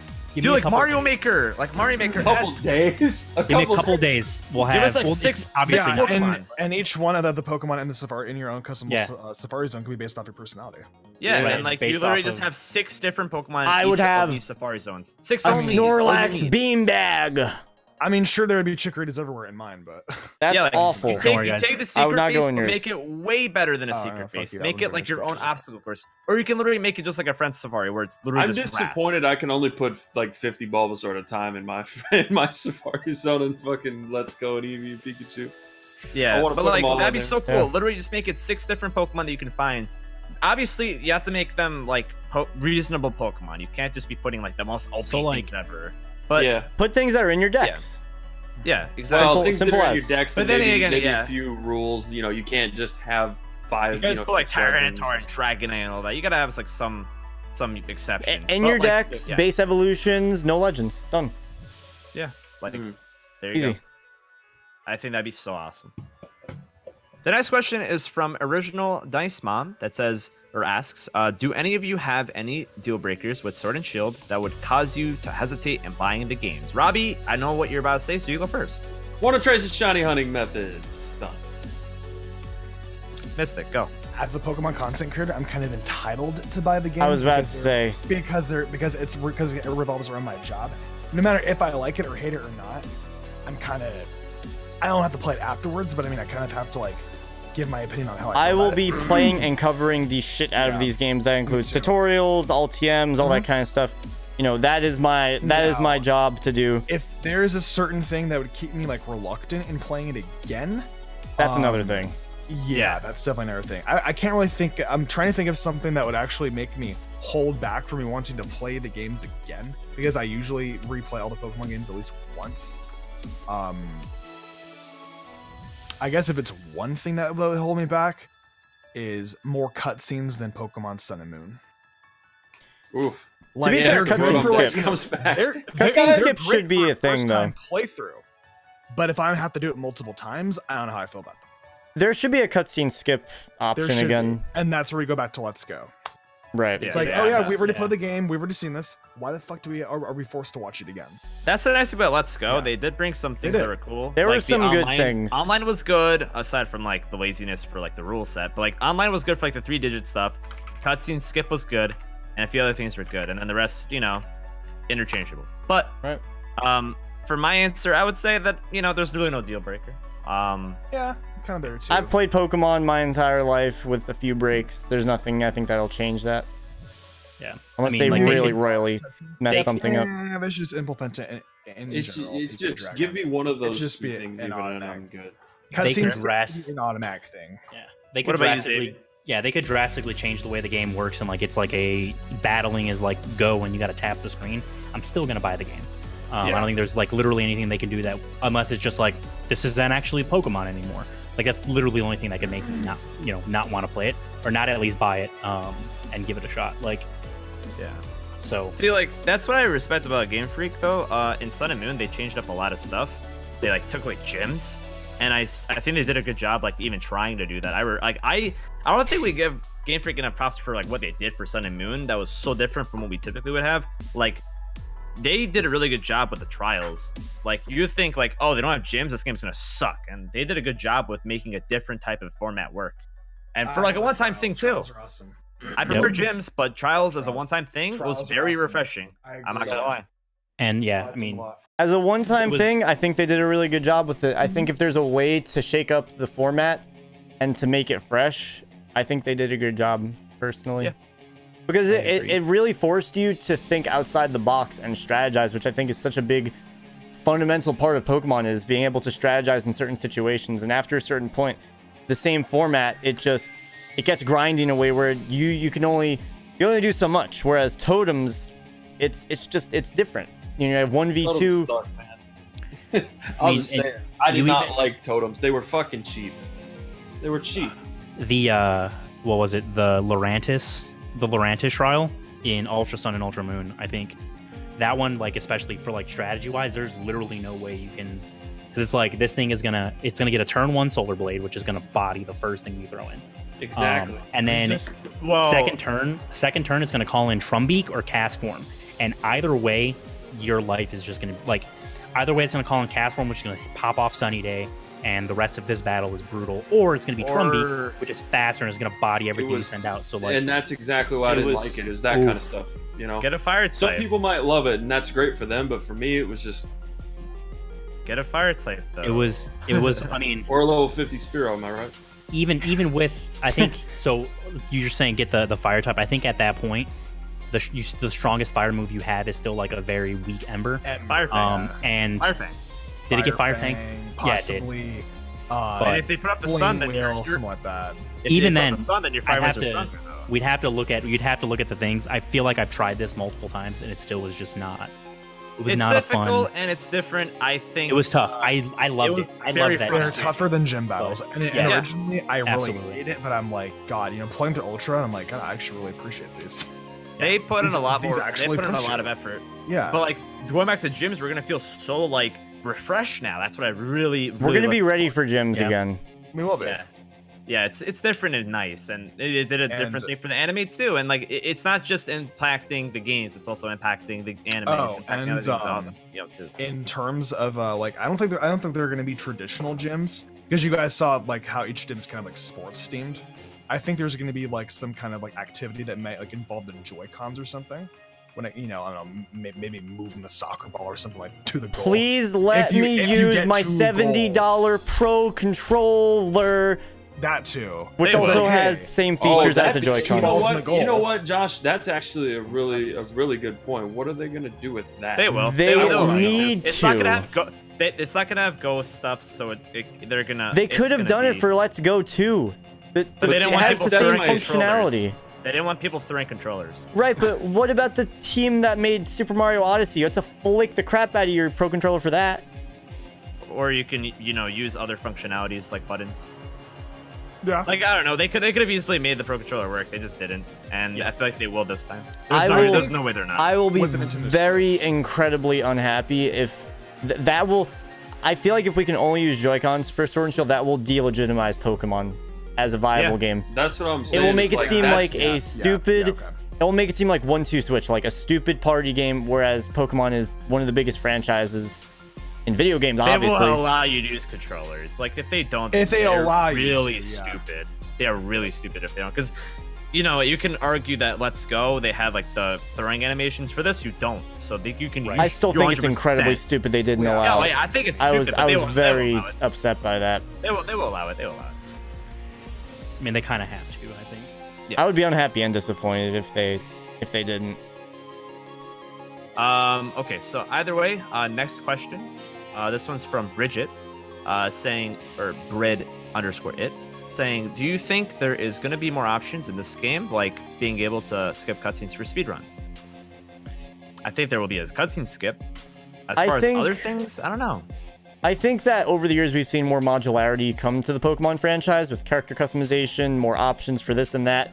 I feel like this game will not have a ton of new ones, but it'll take everything that we've had in the past, like having Pokemon centers and Pokemarts in one building, cutscene skips, character customization. I don't think we're gonna get any crazy new options, maybe a little bit, but I mean, at this point, what else could they add other than like a difficulty mode? But like that, at least that I can think off the top of my head. I really like the Pokeball Plus, if that's was what you're talking about, paywall peripherals, because for the Pokeball Plus, you get the functionality of the other thing for Pokemon Go that was like $20. What was it? The Poke Watch thing? What was that thing? For what?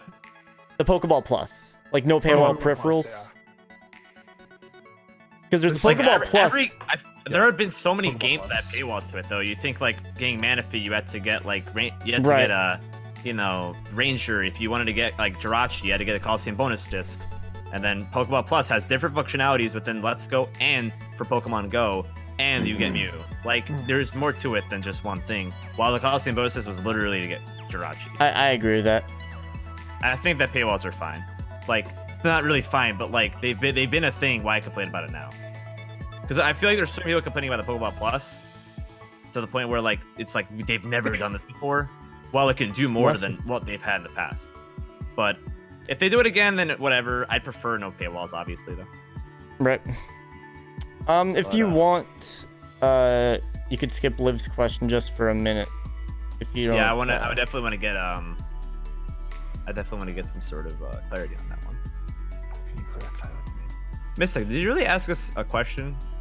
No. King Chrissard actually asked it, but he asked it the wrong way, so I relayed it to you guys. Okay, so King Chrissard asks, do you think we'll be able to transfer all our stuff from Usum, and will you be able to transfer your Megastone, Sea Crystals, or will they be obtainable in the game? I think that they'll have Pokemon Bank. We talked a little bit about that. Yeah, the Yep. Yeah. There'll be there should be for the Pokemon Bank. Sea Crystal and stuff. And yeah. I don't think we really have to go too much into that. Yeah. Liv clarified. Don't think they're going to be able to transfer. Okay, so basically Liv's question is do you think they're going to have rivals? Like multiple rivals like they did in XY and you know whatnot. Do you think they're going to have like a Trevor Tierno, you know, a group of like, you know, rivals? You mean human rain delays? Basically. Holy. It would be cool, but Oh my god. all the rivals next to Y suck. How was a better rival than they were? I appreciate you, Mystic. No, dude, I get it. I feel like we're gonna have a traditional rival that just follows us through the game. I don't think it's gonna be anything crazy. Better than Trace plays. Yeah, better than Trace, better than Tierno / Trevor / Shauna. I like the I want a men, but not combination XY. of Hugh, and I think a Hugh rival again would be really nice. Yeah, someone with like ambition. I feel like is cool. Yeah, But it's not like too a much. cool- And then kind of, not so much, as like an ambition, like I'm gonna beat everybody up in Team Plasma over a cat. Yeah, it was a little Give me too my much. It was a little sister's too cat. OD. It was a little too OD how they put you. He was just like, literally his life was like built around a cat, dude. cat. Yeah.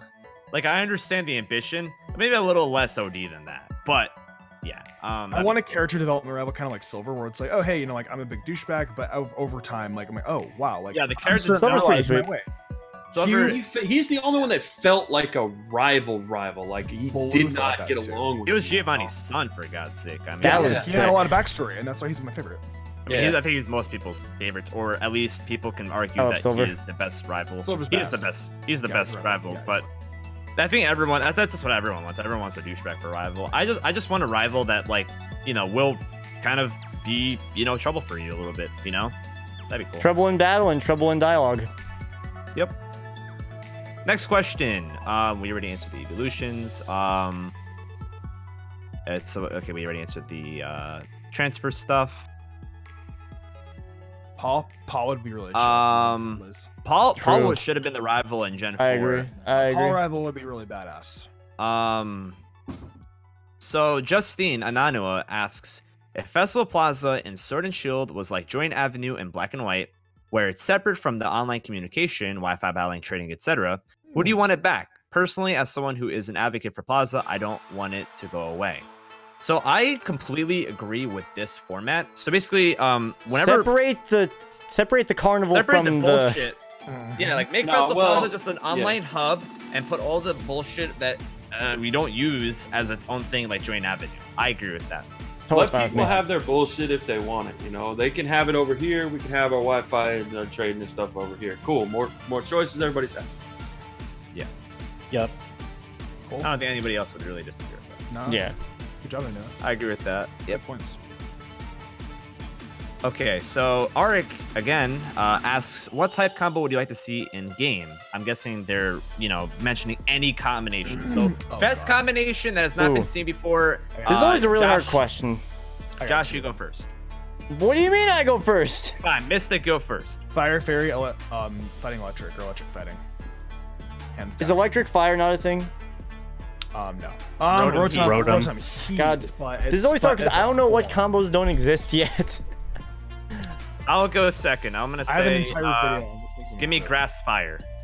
Ooh. Fire grass. That'd be cool. All right. Bug I'm dragon. stealing. Dragon. Oh my god, these are cool. please. Oh. I have Oh, no good dragons? answers. I'm cheating off Mega all you guys. Flygon, dude. Dude. Normal ghost. Yes, that'd be really cool. Normal ghost. Normal Wow. Ghost would be so sick. Yeah, There's so and many that's paradox typings. Like we just got Volcanion for fire water, so Yeah. we know that they can do it. Possible. What do you like? What about you, Robbie? I don't really have a strong preference for anything other than just new stuff. Part of why I would like Score Bunny is that there's not a lot of fire electric out there. That's one of those things. I want a fresh experience. I want a fresh set of combinations of typings and moves, things like that. That's what I care more about than a specific. I want X plus Y. I get it. Like I Jen didn't said. mean it that way, but Arik is mentioning that it can exist. I just meant in general for the question, like what type combo would you like to see in game? I'm still gonna say fire grass. yeah. I'm impartial I to a lot want of typings. Yeah. I just want cool stuff. Yep. Yeah. Okay. think we're good. Next question. Do you guys see the chance of more dual typing attacks? We already answered that one. Thoughts on armor Pokemon being Galar's answer to Megas? We kind of already went over that a little bit too. Yeah, a lot of these we're kind of just gonna breeze over because we're getting towards the end. So if you guys want to see us answer all of these, like we go really in depth in this podcast on a lot of these, you know. Yep. I mean, it makes sense. They asked us before we answer it. It makes sense. Yeah.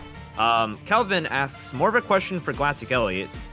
Well, since Nintendo has been very strict on getting mons into the Switch and banning accounts. This kind of applies to all of us, actually. Should Nintendo have something like Showdown for players to have their mons the way they want them to be?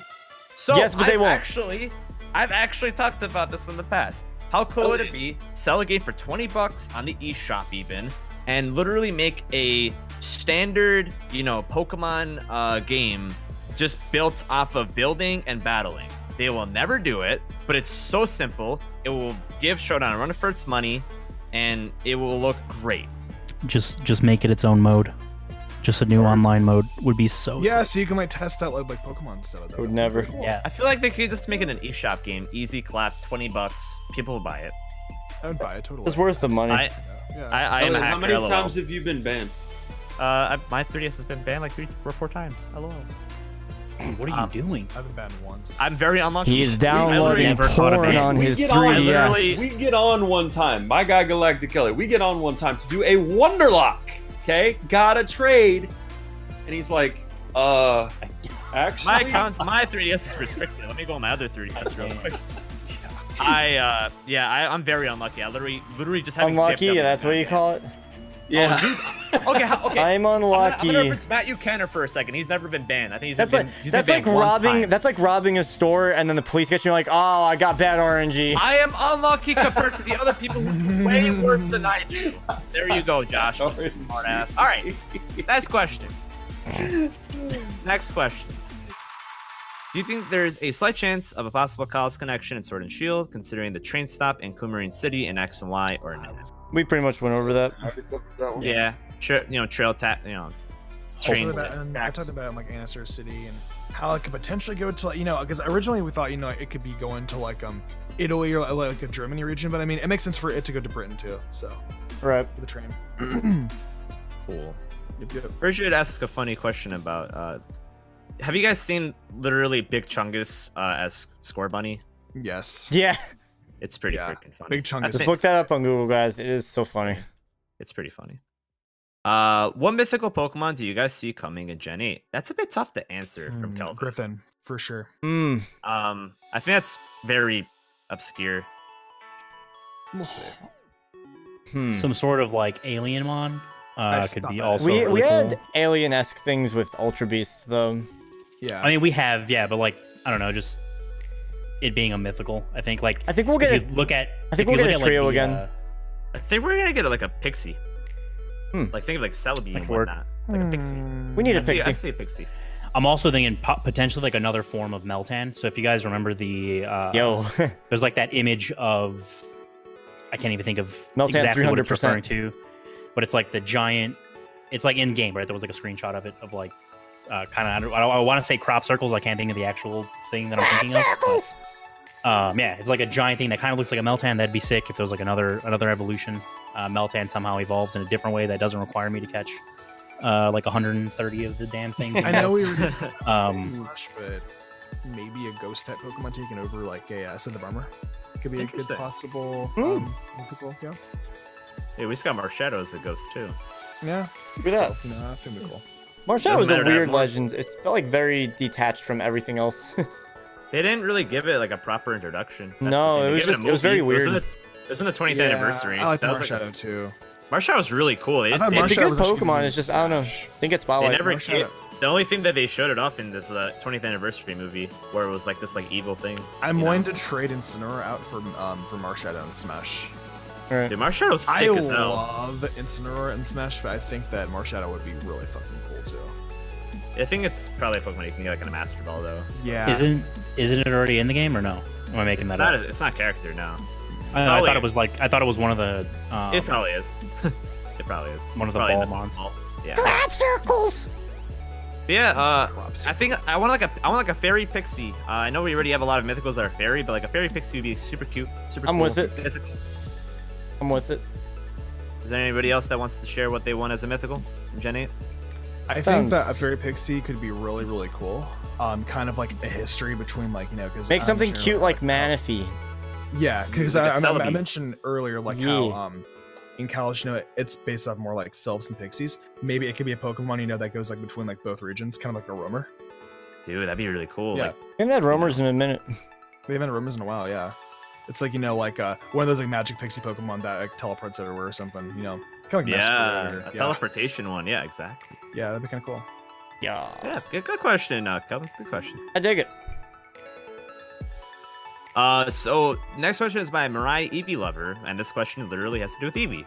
How do you think Eevee will evolve into Dragon, or a Dragon or Steel, or a Ghost type? Good Pokemon? question. So we're thinking Dragon / Steel as the two, so I think that's what the two are gonna kind of evolve Eevee with a Dragon type in your party, or at a location that's like a dungeon place. Yep. So I actually did this in my my video as well. So you guys know about how that one tale I was telling you about in British mythology about how King Arthur had to, it had something to do with like a potion or something. I can't exactly remember what it was, but I'm thinking like the same exact potion that was used like in like that mythological thing could be used for like so giving like the dragon drink to Eevee and then it could evolve.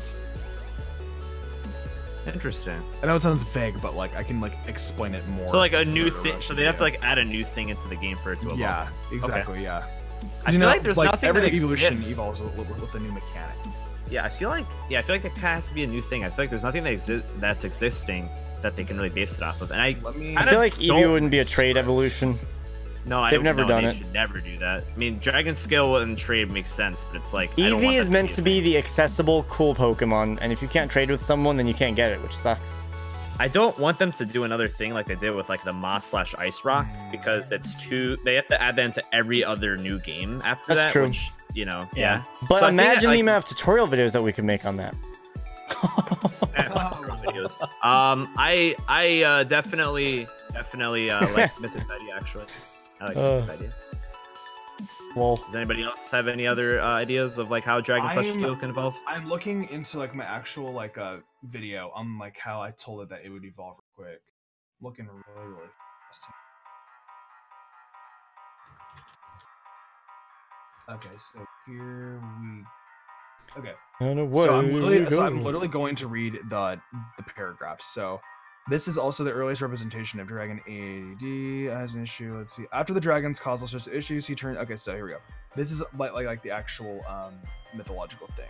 So this is also the earliest representation of Dragon 829 AD, but the story goes as an issue with the white dragon invading and attacking the red dragon. Basically, this is between like the Welsh dragons and stuff like that. So, okay, never mind, Momo's here. It wasn't Arthur, but it was two brothers. One of them was a king of France, the other one was king of Britain, and it was a potion in a cave that made two dragons sleep. Give that potion to Eevee, and that's how you evolve it. I like it. Yeah, there you go. Damn. I couldn't really explain it on like how to like phrase that properly, so Momo came to my rescue. Thank you. You guys and your theories / history, like, man, Theory tubers, man, y'all are a separate breed. I feel like I know nothing compared to you guys. Nice. I'm learning. I like it. You're either into it or you're. I couldn't remember actually. I knew it had something to do with like a drink, but I was like, I don't remember like the actual mythological story behind it. But Momo came to the rescue. Excellent. Yes. All right. I think we kind of got over that. Cool. Next question. What Pokemon deserves an upgrade the most? Think Mega Evolution / Armored Evolution / Regional Variant. Flygon. And maybe Snorlax. Maybe just evolutions in general to some Pokemon, because you know like we got evolutions in Gen 4. Thinking Butterfree / Flygon. Flygon has the same base attack as Tripinch. Flygon definitely needs a Mega. If I could give any Pokemon an evolution, it'd be Dunsparce. It got gypped. Pisses me off. It's got to be Flygon, man. It's got to be Whenever Flygon. you have Flygon for a Mega. Whenever you have the same base attack as your first form, that's pitiful. That's embarrassing. Well, how much attack does Trapinch even have? It's still 100. 100, and then Flygon has 100. Whenever you have the same attack set as your first form and your third evolution, it's just, that's sad. Farfetch'd? Yeah. 1000%. Farfetch'd and Onyx needs an attack buff. I'm sorry, we just randomly are giving buffs to things like Mantine are getting like special defense buffs randomly. Electrode got faster. Let me get a buff to Onyx's attack, please. I love just Onyx. a little bit. Just a little bit. It can't have the same attack, the same base attack as an Oddish. Like it's just Dunsparce, though. Can we get a Dunsparce evolution? Because Drampa was supposed to be its evolution. Looked like it should have been, but it got fucking gypped. And that pisses me off. That's fair. Why? Give Dunsparce a fucking evolution, dude. Farfetch too. Corsola is also another one. I'm doing a top 10 about this like well next week. Do it. So I'm like all like hype about this right now. All right, I think we kind of got our thoughts on that. Okay, so next question is from Mystery Mitri. By the way, last question was from Red Joker 2468. So thank you for the question. I didn't mention your name, so that's my bad. Next question is by Mystery Mitri. Do you think Sword and Shield may give Zygarde a proper story like the 2 previous generations tried and failed? We kind of already mentioned like it goes down to the Kalos thing. If we got post game, then yes. If we got post game for Kalos, then 100%. I'm already thinking of like a theory on like how I can like do some about how they can like implement Zygarde into Sword and Shield. So, yep, yeah, I think it definitely is possible. Yeah, I agree. Okay, sounds good. Eller Plant asked the same question about the Megas. We already answered that. Memory You're Martin killing with 2. the questions. Holy moly! Thank you What guys. do you think the evil team will be, since Team Plasma was kind of already medieval-like, with the grunts being knights and N as their king? I definitely see it being similar to Gen 5. Ooh, I agree. Ooh, I got something. Mystic. Okay. How about like the Templars from like Assassin's Creed? Ooh. That could be pretty badass. Oh. Something like that. If there's not a corgi involved, I'm gonna be very sad. Bruh. I kind of like the idea of like a royal family. Yes. And whether it's not whether the whole family's evil, but like there's like one of the the second a perfect born rival though. Is like the prince, like the shitty Kind of prince like a would be King the Arthur, perfect rival. Yeah, kind The of prince like a could be King like Arthur your kind of N. thing. Yeah, the prince could be like your N. Yeah. Yeah. And then gets And us it's to like That a would be king. so awesome. Yeah, and it's Yeah. like kind of like because I We need watched a the King twisty Arthur story. movie on That's the plane thing. the other day. Yeah, they kind of try to do that with like Sun and Moon, with like the Aether Foundation being kind of like evil in some ways. But Yeah. Gen 7 didn't really have like a clear antagonist in some cases, because Guzma was sometimes kind of like not really the worst person ever. But yeah, like I feel like this game needs like that twist, that really bad antagonist. And Yeah, the King king. Arthur and like yeah, exactly. Yes. exactly, I like it. It could be similar to Gen 5, but Gen 5 had really good antagonists. So there you go.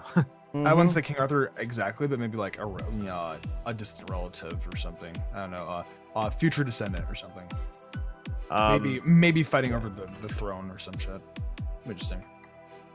Yeah, for sure. Okay. Next question asks about from Kelvin. Do you think we will have less friendly rivals that are always happy like How, or can we get a rival like Silver where we legit did not like them? Kind of. Yeah, we about kind of already that a little mentioned bit, this. yeah. But obviously, everyone wants a rival like Silver. A rival like Hugh, I think, is the best middle ground. Yeah. Less OD about a cat, though. Yeah. Next question is by Techno Dragon again, saying, back at Gen 4, we have the Great Marsh. Would you like that or a similar concept zone to return? I actually don't know what that is. That's Safari Zone. Yeah, we were So talking we talked about custom Safari Zones and all that. Safari zones Yeah. earlier. Yeah, that's kind of like There where we go. we're at with that. Cool. Custom Safari Zones will be great. With like adding like your own Pokemon and whatnot. Yeah. Friends Next question is by Memory Martin again, asking about if we should get a challenge mode. I feel like challenge mode's better to have than not to have. So Yeah, we talked a little bit about Why how not? you could always just turn off the EXP share. I would not be against it, but yeah. do we need it? No. Would it be nice to have? Yeah. Yes, I called my rival question mark about it. That's good. Nice. Yeah, so I just want to. That's a really good point from Steph. A lot of these questions we're not really going too much into because, like, a lot of these questions we answered pretty in depth. So, like, this will be up on YouTube probably within this week.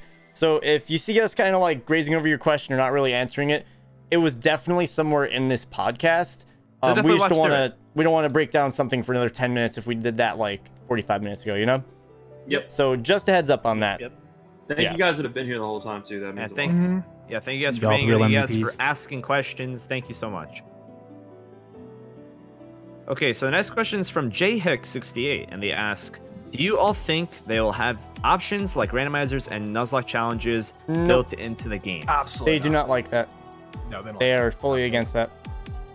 Yep. A Nuzlocke feature? Nuzlocke Regular features Nuzlocke? can also be game breaking with Actually, no, maybe not with HMs and stuff. They wouldn't do that. They wouldn't build I mean, it in the game or build Yeah, it in the I mean, game. and it's easy enough to do a Nuzlocke on your own. That like You is don't that really need a feature. I would And much they rather do not like randomizers. Confirmed. They will never do either or, I don't think. plus like Unfortunately. I would much rather them like worry about adding other cool features to the game than like Things that we Stuff can do. Stuff that That's people something you can do yourself, right. themselves, yeah. It's Right. kind of like they tried to do with FFAs. Remember, they did that Right. thing and it was worse, and it was just like Like the Battle Royale, yeah. I appreciated the effort, but at the same time, it was like, well, it wasn't really broke. We don't have to fix this thing. We can do Nuzlocks whenever. Okay, fine. Okay. Next question's from Memory Martin too. They ask, slightly off topic, but if Gen 3 gets released for Virtual Console, will Deoxys be available in post game like Celebi is? I think so. Yeah. I don't see why not. Yeah. That'd be cool. Yeah, why not? Okay. Next question's from Bridget. Do you think Pokemon's running out of ideas, or would it be in the future? I don't think so. Nope. Nope. I think Not at all. totems were a good example of that. They can always build Good new ideas. There's always Even something if- new with Pokemon. Even if you may not like totems, it was definitely different, and Pokemon still survived to this day. You know. It was different. And some people preferred it. Some people it was like a refresher. That's what it was. It was nice. And it was niche to that region. It was a perfect vibe that you get from Alola, like vibe, like the vibe of like trials, the vibe of like, having these like little like traditional things added into it. Like it's super duper niche to the generation and the, region. I would even say Pokemon's Yeah. popularity is like an all-time high. It is. Look- Yeah. Yeah. Mm-hmm. With Pokemon Go, like easily, Yep. easily. Right on. Game Freak and is keeping adding new stuff in, so we're gonna be doing Pokemon for a while. Plus, I mean, like we also have like all these games to remake and stuff like that. We're gonna be going for a while. Yep. Totes, Exactly. my Next goats. question's from Mariah Evie Lover. Do you think that there will be new baby/pre-evolution Pokemon? Baby Bulbasaur would be adorable. Just saying. I feel like they're more likely to add new post-evolutions than pre-evolutions, personally. Yeah. But I think that like a baby Miltank or Tauros could be pretty cool. It would be cool, but I feel like did a they top would. five on this a little bit, like last week. Baby Lapras. Give me Baby Lapras. That would be Lapras adorable. and Lapras. I want Baby Lapras. I want them to finally make Baby Kangaskhan. Like it's not Yeah, like, that's on Cubone. that's on But my see, list. that's kind of weird though, because then the baby would be holding a baby. The baby wouldn't have anything. Oh in its my belly. god, you're right. You just Basically basically take that baby and make it its own Pokemon. Ooh. They probably will never do that though, but that's the thing. That baby think will he- be the Pokemon. Are we talking about Kangaskhan right now? Yes. We are. Because that's just Cubone, guys. I know, that's what Yo, I'm saying. how That's what I literally about- said before. How about Baby Lickitung? Yeah, Ah. that'd be adorable. But Baby Lapras. Gimme. That I was gonna say Lapras Lapras actually is really higher cool. I priority. agree. Yeah. Baby Meowth also Or a would be. Tangela baby, kind of like so. Okay. Tangela is kind of wacky. So like so you guys know like how the later on you evolve, like the more vines are placed. Maybe like the baby form is like it's completely unveiled and there's literally no vines on it. Oh, And that's later on, disgusting. and later on as it evolves, it gets more. like that. Interesting. You know, one thing that I like. Do you guys remember the alpha or beta versions of Pokemon Gold and Silver? Yes. And how many baby Pokemon were? Elekid scrapped? was You're based off right. of a Tesla Yeah. And I remember how there were like more baby Pokemon they never brought. Like I think there's a baby Vulpix and stuff like that. They never brought these things. Like, Yeah. do you guys think? This is my question to you guys in the chat or YouTube comments. You guys can feel free to answer this. Do you guys think that they'll take any of those Pokemon that were scrapped completely and bring them into a Maybe game? because I mean you remember how last year They how wouldn't we got, do- like the Gorachu stuff. I feel like they wouldn't do exact, but they would do derivative of that. Yeah.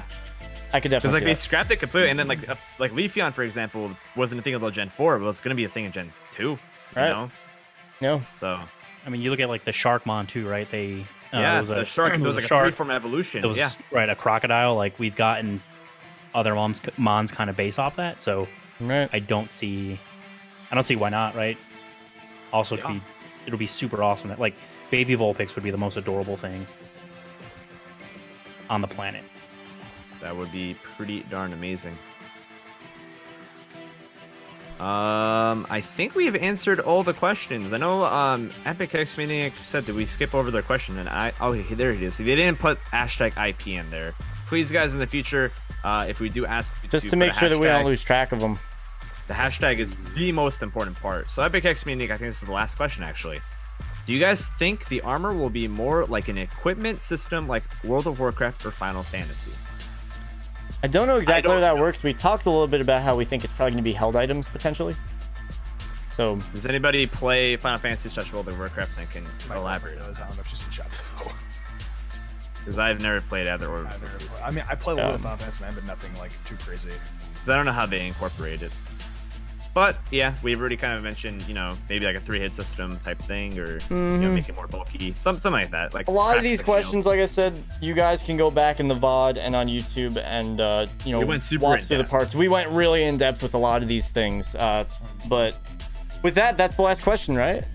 Yeah, I think we went against all the other ones. If we did, if we missed it, then hey, we've mentioned a lot of things. Come to one of our streams and ask us individually. Exactly. Streams, YouTube videos, whatever the case is, we are always open to discussion. If we get one of the mods to shout out everyone while I do the outro here, that would be awesome. What do we want to know about World of Warcraft again?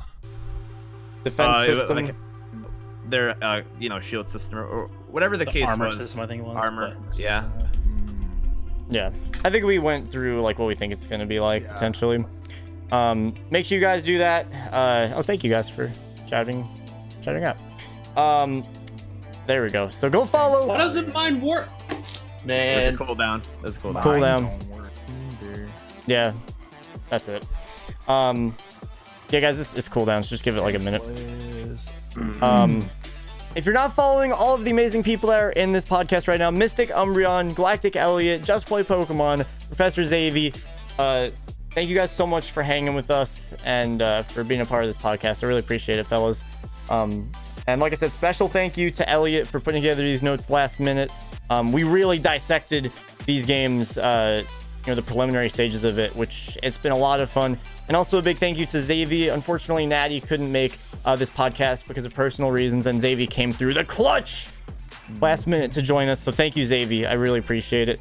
And then a special thank you to Mystic and Robbie, who woke up in the wee hours, because the West Coast hours, they need to be up at...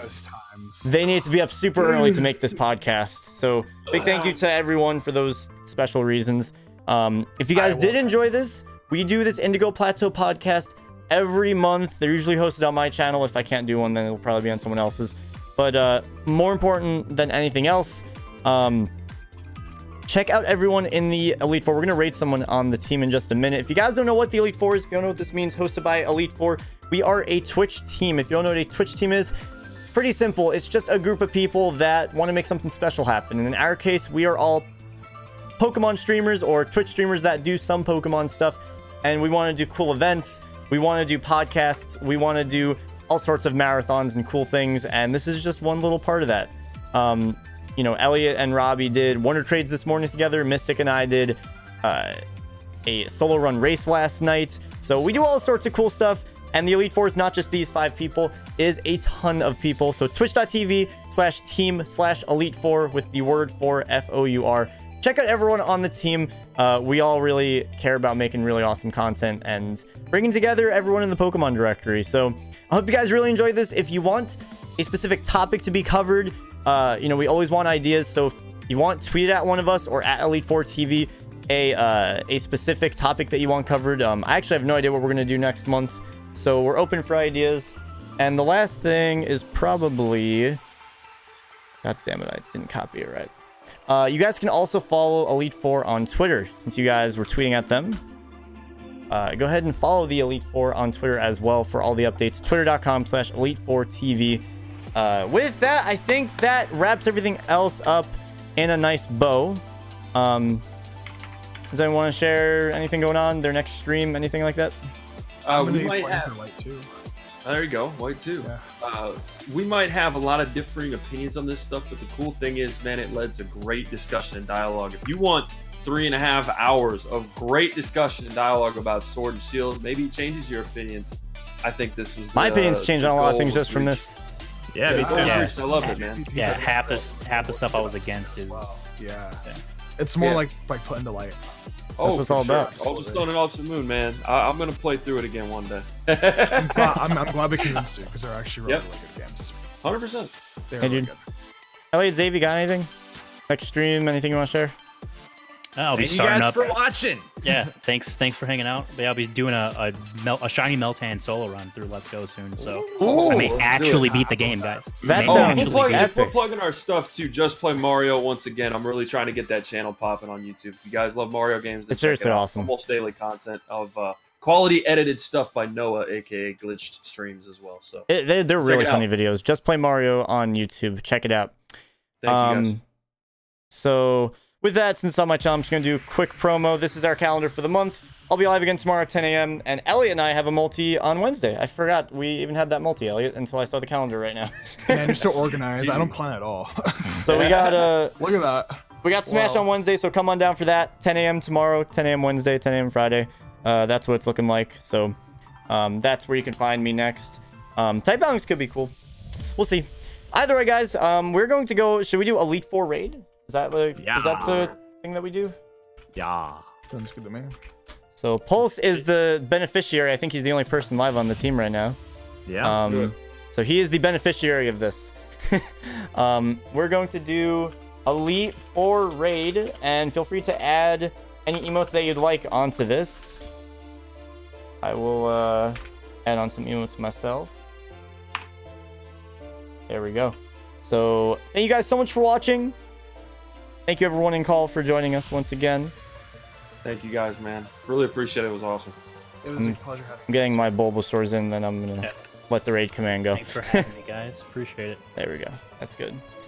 All right, guys. Much love to you all. We'll see you very soon. Bye-bye. Bye.